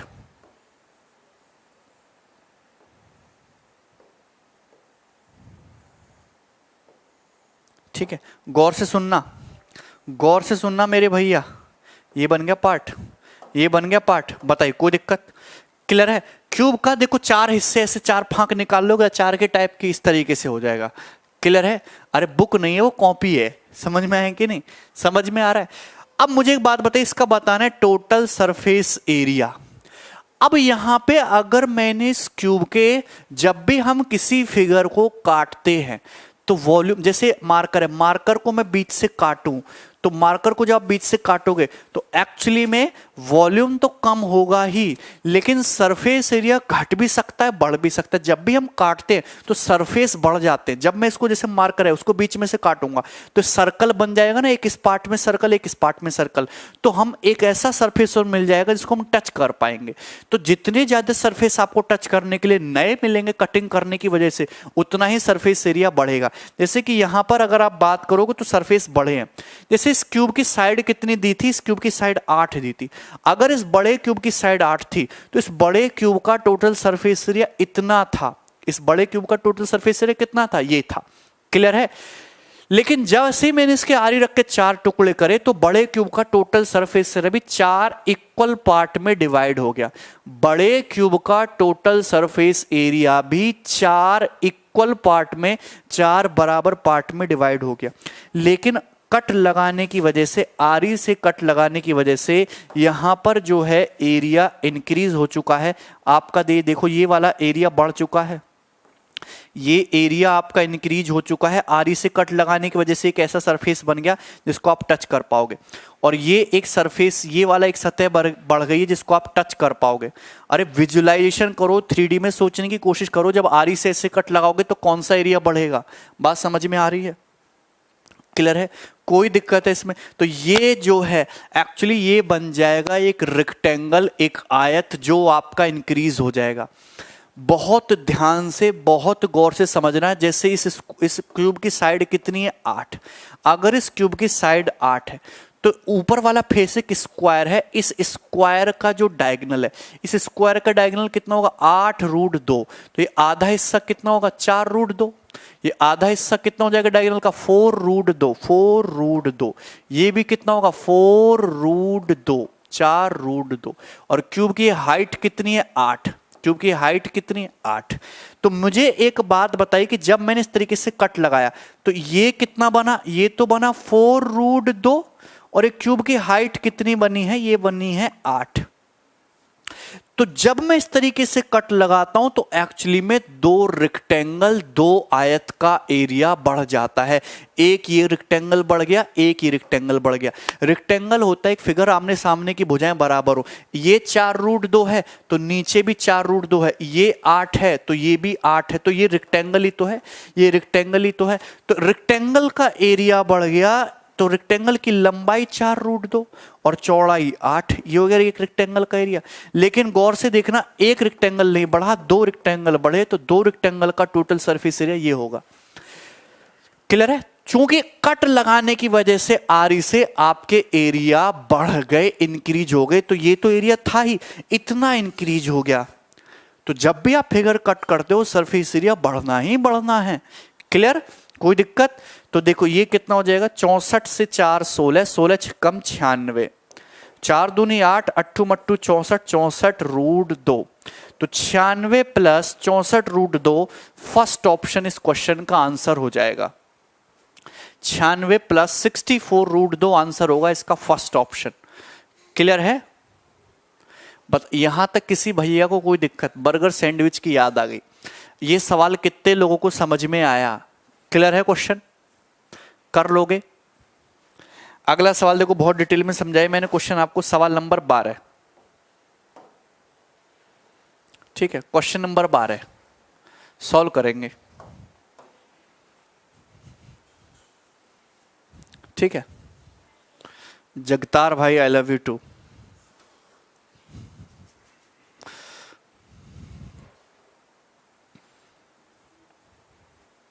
कर पा रहे हो सवालों को? मजा आ गया? यादव जी को मजा आ गया। दो रेक्टेंगल बढ़े ना, तो एक का एरिया मैंने 2 से इसी तो मल्टीप्लाई किया। ठीक है, देखिए the ratio of the volume of A cube two that of sphere which will fit inside the cube. अब गौर से देखना, जैसे क्यूब है, मेरी बात गौर से सुनेंगे, ये क्यूब है, ये घन है,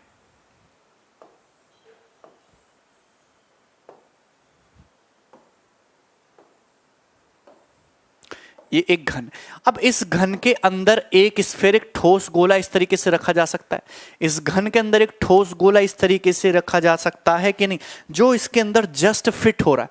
हर क्यूब के अंदर एक ठोस गोला इस तरीके से रखा जा सकता है जो इसके अंदर जस्ट फिट हो रहा है। तो आपसे यही पूछा है कि इस क्यूब के वॉल्यूम और इस गोले के वॉल्यूम, क्यूब के वॉल्यूम और इस स्फेयर के वॉल्यूम का रेशियो जो है वो आपसे पूछा है। देखो, अगर मुझे एक बात बताइए कि यहाँ पे इस स्फेयर का ये वाला जो पॉइंट है, ये ऊपर वाले सरफेस को टच करेगा, और जो नीचे वाला पॉइंट है नीचे वाले सरफेस को टच करेगा। इमेजिनेशन करो, आप इमेजिनेशन करो कि क्यूब का जो अंदर स्फेयर ऊपर वाले को टच करेगा और नीचे ऊपर वाला जो है इसको टच करेगा, इसको टच करेगा।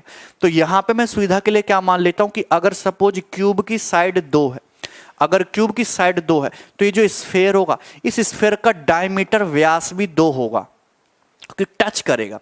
इस स्फेयर का डायमीटर भी 2 होगा। अगर क्यूब की साइड 2 है तो क्यूब का वॉल्यूम 2 क्यूब, क्यूब का आयतन 2 क्यूब। अगर स्फेयर का डायमीटर 2 है तो स्फेयर की रेडियस कितनी हो जाएगी, इस ठोस गोले की रेडियस कितनी हो जाएगी 1।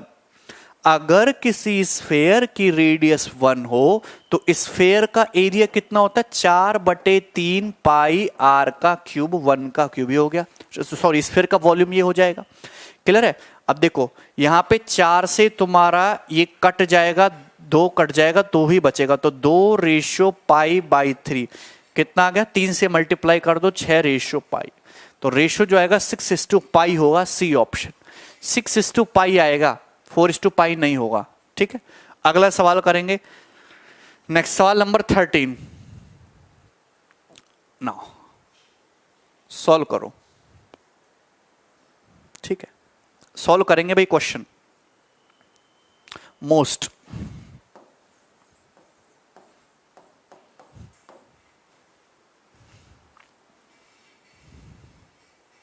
जल्दी से बनाइए।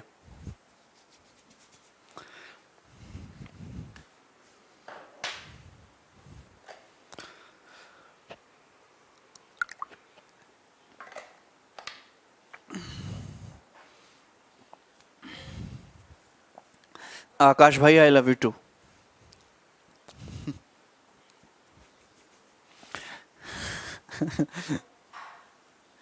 इजी है ना, सोनू भाई को इजी लग रहा है। अगला सवाल बनाओ यार।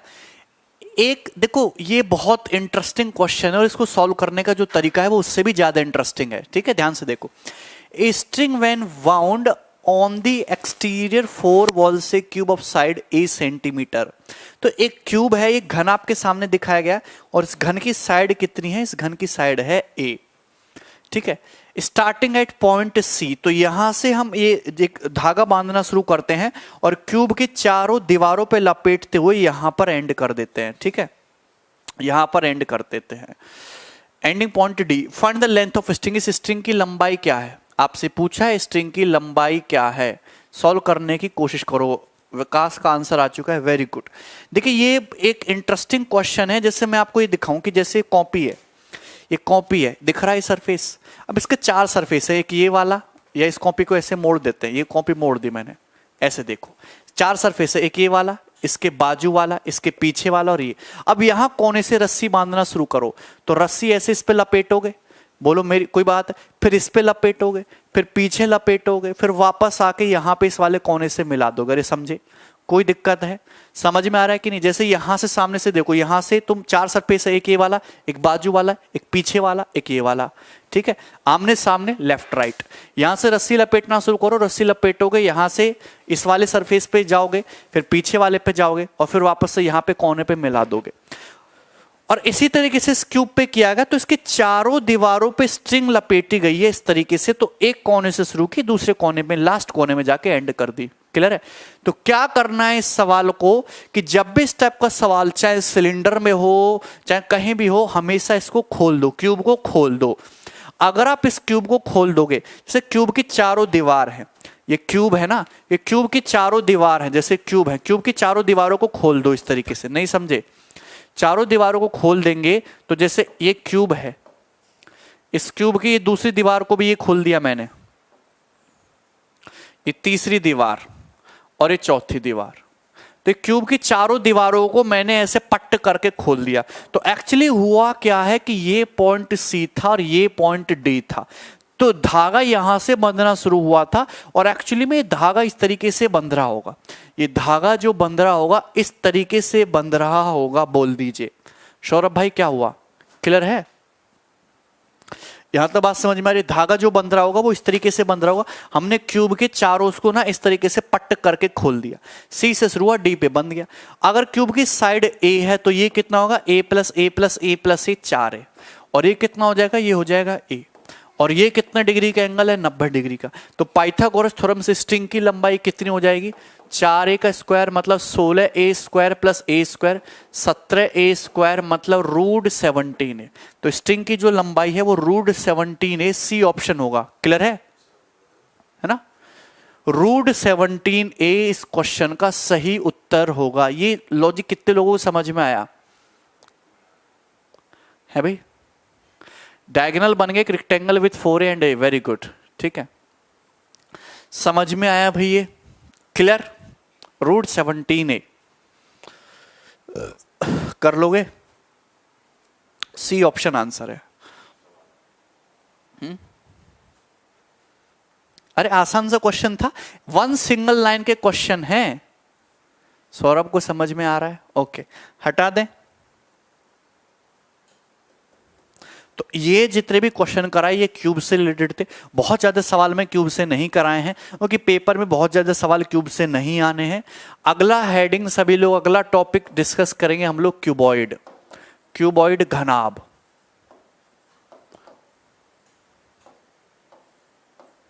घनाभ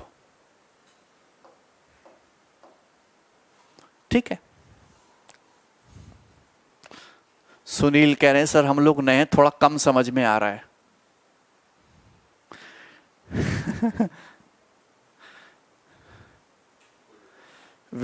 विकास कह रहे हैं मेरा नाम ही नाम लीजिए, विकास जायसवाल फ्रॉम चंपारण बिहार। अनुराधा, गर्ल्स का नाम तो लेते नहीं, गर्ल्स नहीं पढ़ती क्या? बिल्कुल पढ़ती हैं, सारी टॉपर गर्ल्स ही हैं। रवि भाई, chord of larger circle is tangent of smaller circle when touch internally. Okay Ravi भाई, ये सवाल मैं क्लास के लास्ट में जरूर कराऊंगा।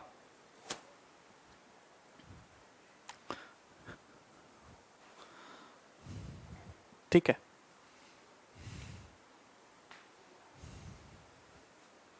मेंस्ट्रुएशन में मजा आ रहा है।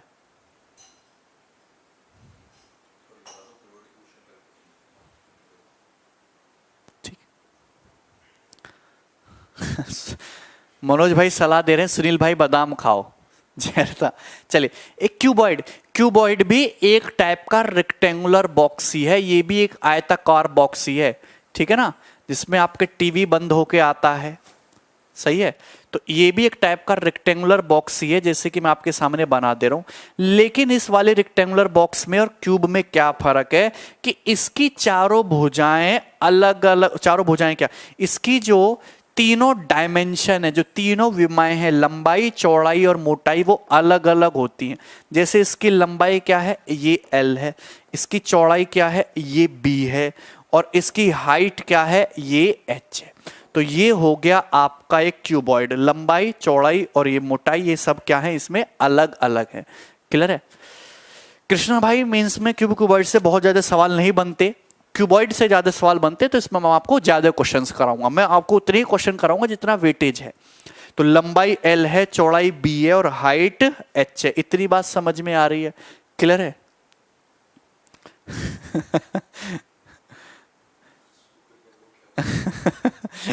ठीक है। हाँ रवि, CHSL में कोड ऑफ कॉन्टेक्ट आया था, मैं कराऊंगा। सुप्रिया जी क्या हुआ, इतना गुस्सा काहे हो रहे हो? भीम कह रहे हैं सर मैं झारखंड से हूं, वेरी गुड। अच्छा, ये क्यूबॉइड की लंबाई है, चौड़ाई B और हाइट H है। सौरभ पूछे रमन भाई का क्या हाल है? रमन भाई आजकल दिखते ही नहीं है, लग रहा है परेशान हो गए, तैयारी छोड़ दी उन्होंने। धनंजय भाई चलिए मुझे बहुत अच्छे बच्चे हो तुम लोग। अच्छा इधर देखेंगे।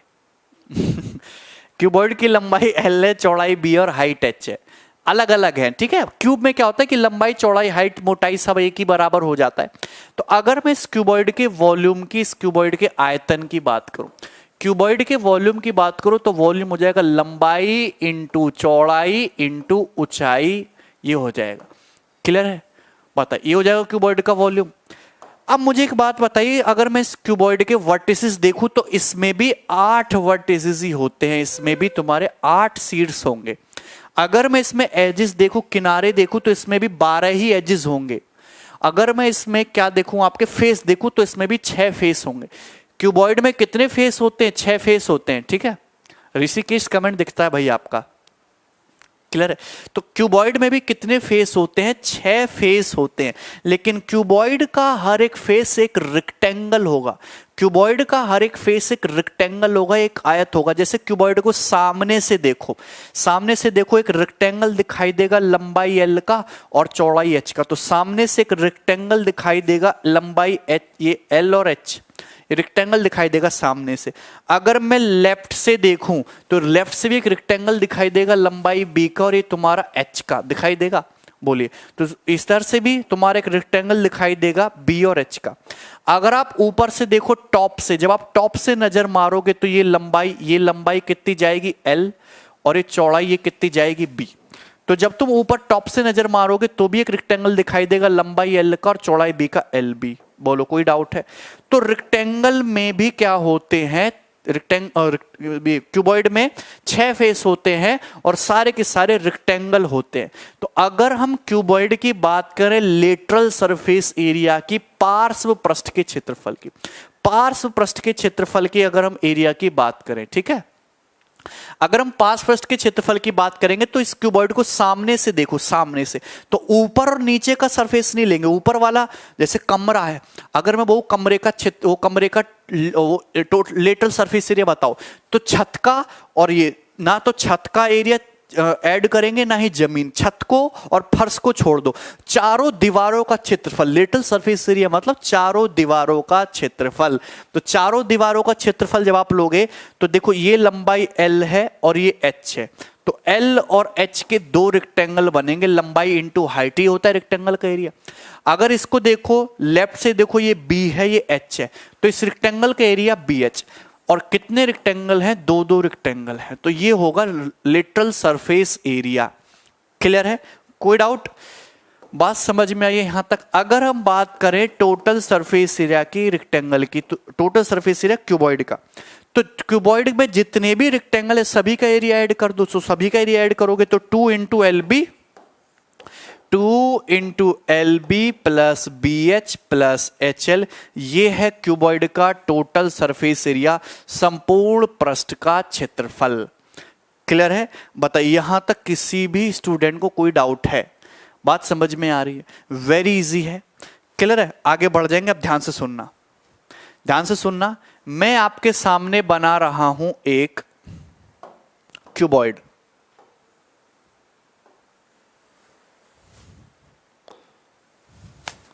एक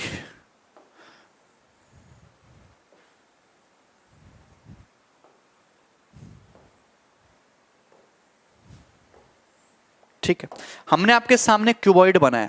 अगर देखो फ्लोर और रूफ, देखो लेटरल सरफेस एरिया मतलब पार्श्व पृष्ठ मतलब चारों दीवारों का क्षेत्रफल, टोटल सरफेस एरिया मतलब संपूर्ण पृष्ठ का क्षेत्रफल की दीवार तो लेंगे ही, लेकिन फर्श और छत भी लेंगे, तो इसलिए इसमें हमने सब कुछ इंक्लूड किया, तो वर्ड का डिफरेंस है। अब जैसे ये क्यूबॉइड है आपके सामने, मैंने एक क्यूबॉइड बनाया बहुत सुंदर सा, और इस क्यूबॉइड की जो लंबाई है वो L है, और जो चौड़ाई है वो B है, और जो हाइट है वो H।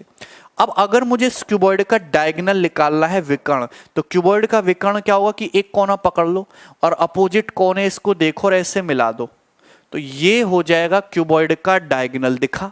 और क्यूबॉइड का जो डायगोनल होता है, क्यूबॉइड में भी 4 ही विकर्ण होंगे, क्यूबॉइड का जो डायगोनल होता है वो होता है equal to under root of L square plus B square plus H square, under root of L square plus B square plus H square. तो क्यूबॉइड का डायगोनल है under root L square plus B square plus H square. Area 4 wall सी lateral surface area है बिल्कुल, ठीक है, चारों दीवारों का क्षेत्रफल lateral surface area, total surface area मतलब संपूर्ण पृष्ठ का क्षेत्रफल, संपूर्ण मतलब दीवार भी लगाओ और दीवार भी लगाओगे, छत भी लगाओगे, फर्श भी लगाओगे। तो ये क्यूबॉइड के डायगोनल का जो फॉर्मूला है वो है under root L square plus B square plus H square. बात समझ में आ रही है? यहां तक कोई समस्या? अब ये आया कहां से, गौर से देखेंगे, क्लियर है? अरे तुम्हें कुछ पल्ले भी पड़ रहा है, ध्यान से देखो।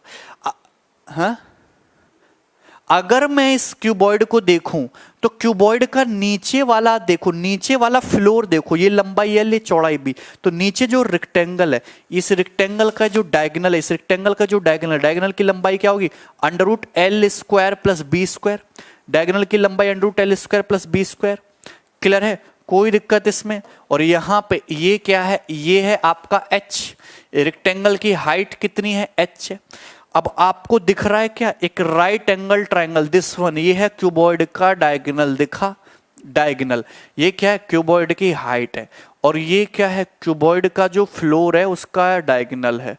और ये एंगल कितने डिग्री का है, ये एंगल 90 डिग्री का है, दिस एंगल इज 90 डिग्री। बताइए, क्लियर है, कोई दिक्कत?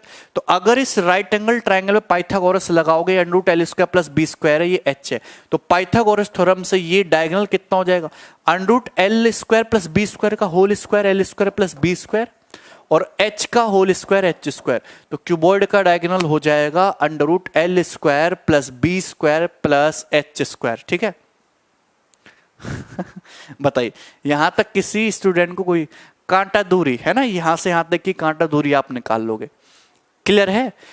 बताइए मुझे, यहां तक किसी भी स्टूडेंट को कोई समस्या हो? वेरी इजी, इंटरेस्टिंग था, ठीक है, क्लियर है? चलिए अगला एक कंसेप्ट मैं आपको और बताता हूं, उसको और ध्यान से सुनना। Adjacent adjacent faces, adjacent faces, ठीक है, या सरफेसेस भी बोल सकते हैं, एडजेसेंट फेसेस बोल लो चाहे सरफेसेस बोल लो। क्यूबॉइड की एडजेसेंट फेसेस या एडजेसेंट सरफेसेस क्या है वो ध्यान से देखेंगे, ठीक है। कि अगर मैं जैसे आपके सामने क्यूबॉइड बनाऊं,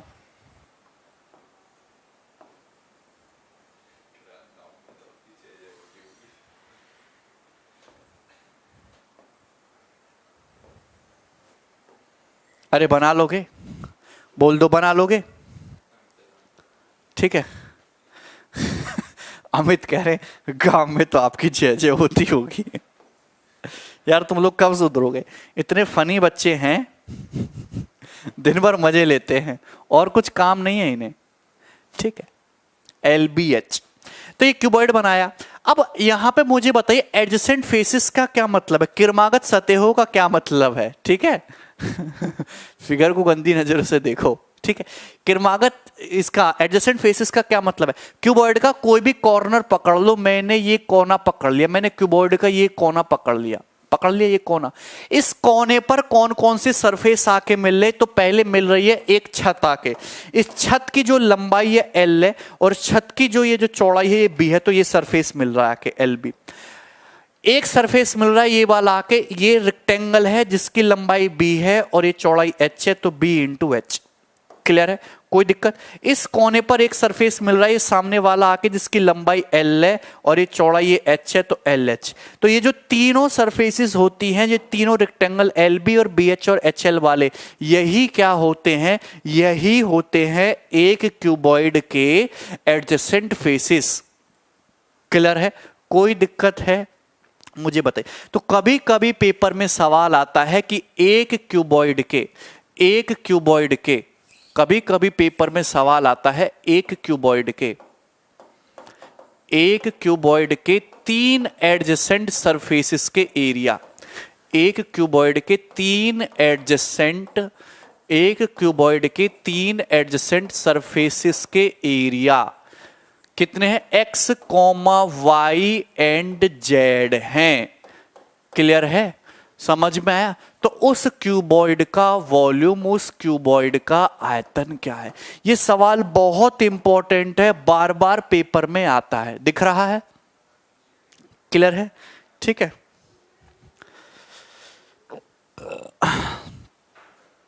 हाँ मुझे बताइए, बहुत आसान सा कंसेप्ट मैं आपको बताने जा रहा हूं कि ये जैसे क्यूबॉइड है, क्यूबॉइड के कॉर्नर एक कोना पकड़ लो, इस कोने पर ये तीनों रेक्टेंगल आके मिल रहे हैं, ठीक है।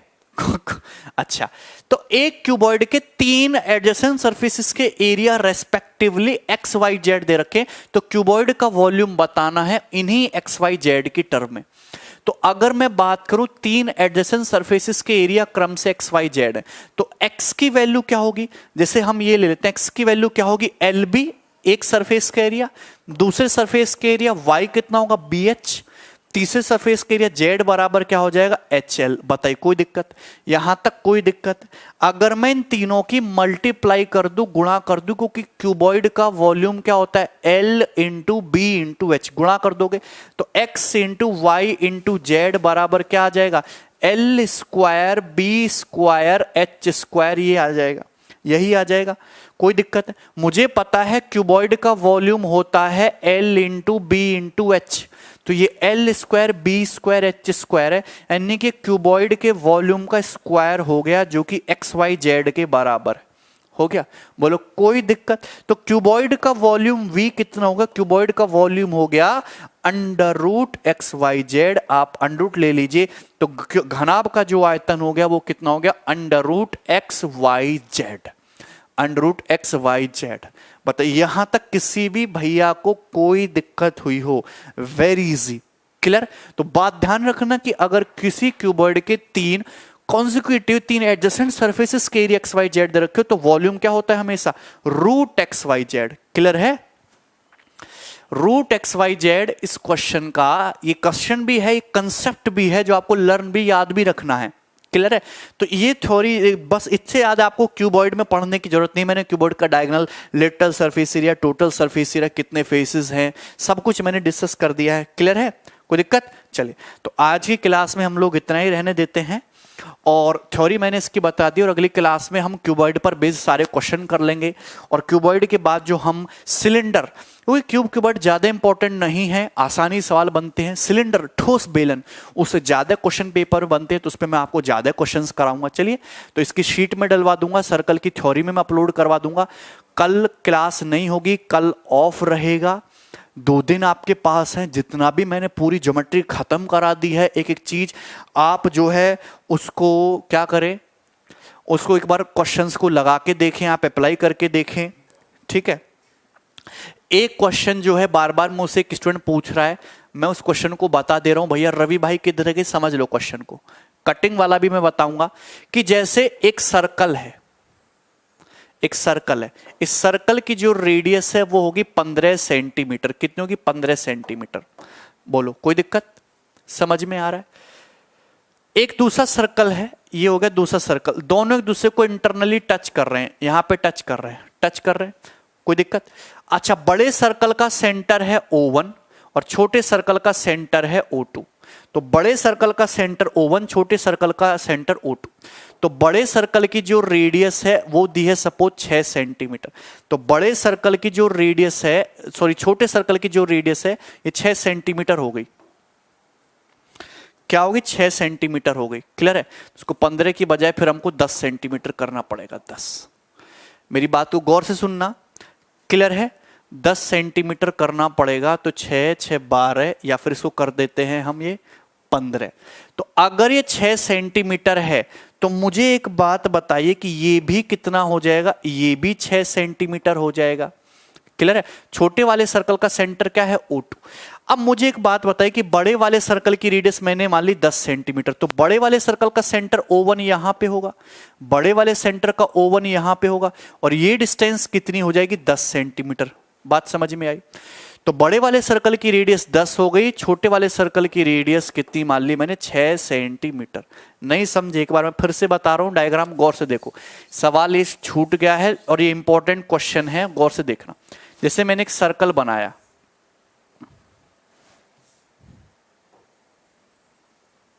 हमने एक सर्कल बनाया और एक और सर्कल इस तरीके से बनाया जो इसको क्या कर रहा है? इंटरनली टच कर रहा है पॉइंट P पे।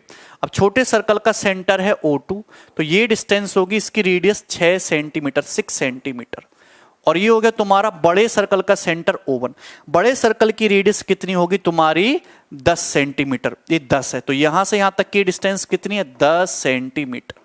अब मुझे एक बात बताइए कि बड़े सर्कल का डायमीटर कितना, छोटे सर्कल का डायमीटर कितना हो जाएगा? 12, और ये 10 है, तो ये कितना बचेगा? 2। ये कितना बचेगा? 2 सेंटीमीटर। अरे मेरी बात समझे कि नहीं आप? कोई दिक्कत है? छोटे सर्कल का व्यास कितना हो जाएगा? छोटे सर्कल का व्यास हो जाएगा 12, रेडियस 6 है तो डायमीटर 12। छोटे सर्कल, बड़े सर्कल की रेडियस कितनी है? 10, तो ये पूरा 12 है, ये 10 है, तो कितना बचेगा? 2। क्लियर है? एक्चुअली पेपर में जो सवाल पूछा गया था, पेपर में एक क्वेश्चन पूछा गया था कि बड़े सर्कल की उस जीवा की लंबाई बताइए जो छोटे सर्कल की स्पर्श रेखा है। बड़े सर्कल की उस कॉर्ड की लंबाई बताइए जो छोटे सर्कल की स्पर्श रेखा, ये सवाल आया था पेपर में। तो ये लार्जर सर्कल की वो कॉर्ड है, ये लार्जर सर्कल की वो जीवा है जो छोटे सर्कल को टच कर रही है। सही है?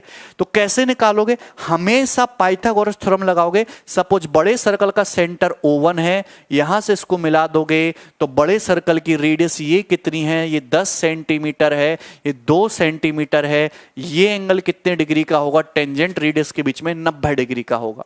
क्लियर है? तो ये लेंथ, कांटा डिस्टेंस पाइथागोरस से 100 - 4 √96 आ जाएगी। कितना आ जाएगी? √96। 16 6 कम 96, 4 √6।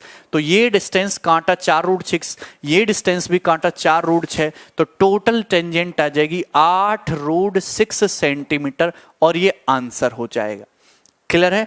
कोई दिक्कत भैया इसमें? तो यहां पे छोटे वाले सर्कल की रेडियस 6 थी तो डायमीटर 12 हो गया, बड़े वाले सर्कल की रेडियस 10 थी तो पूरा 12 है, ये 10 है तो 2 बच गया। तो ये पहले आपको 2 ढूंढना पड़ेगा और ये वाला राइट एंगल ट्रायंगल लगा के पाइथागोरस लगा देंगे। क्लियर है? कोई समस्या इसमें?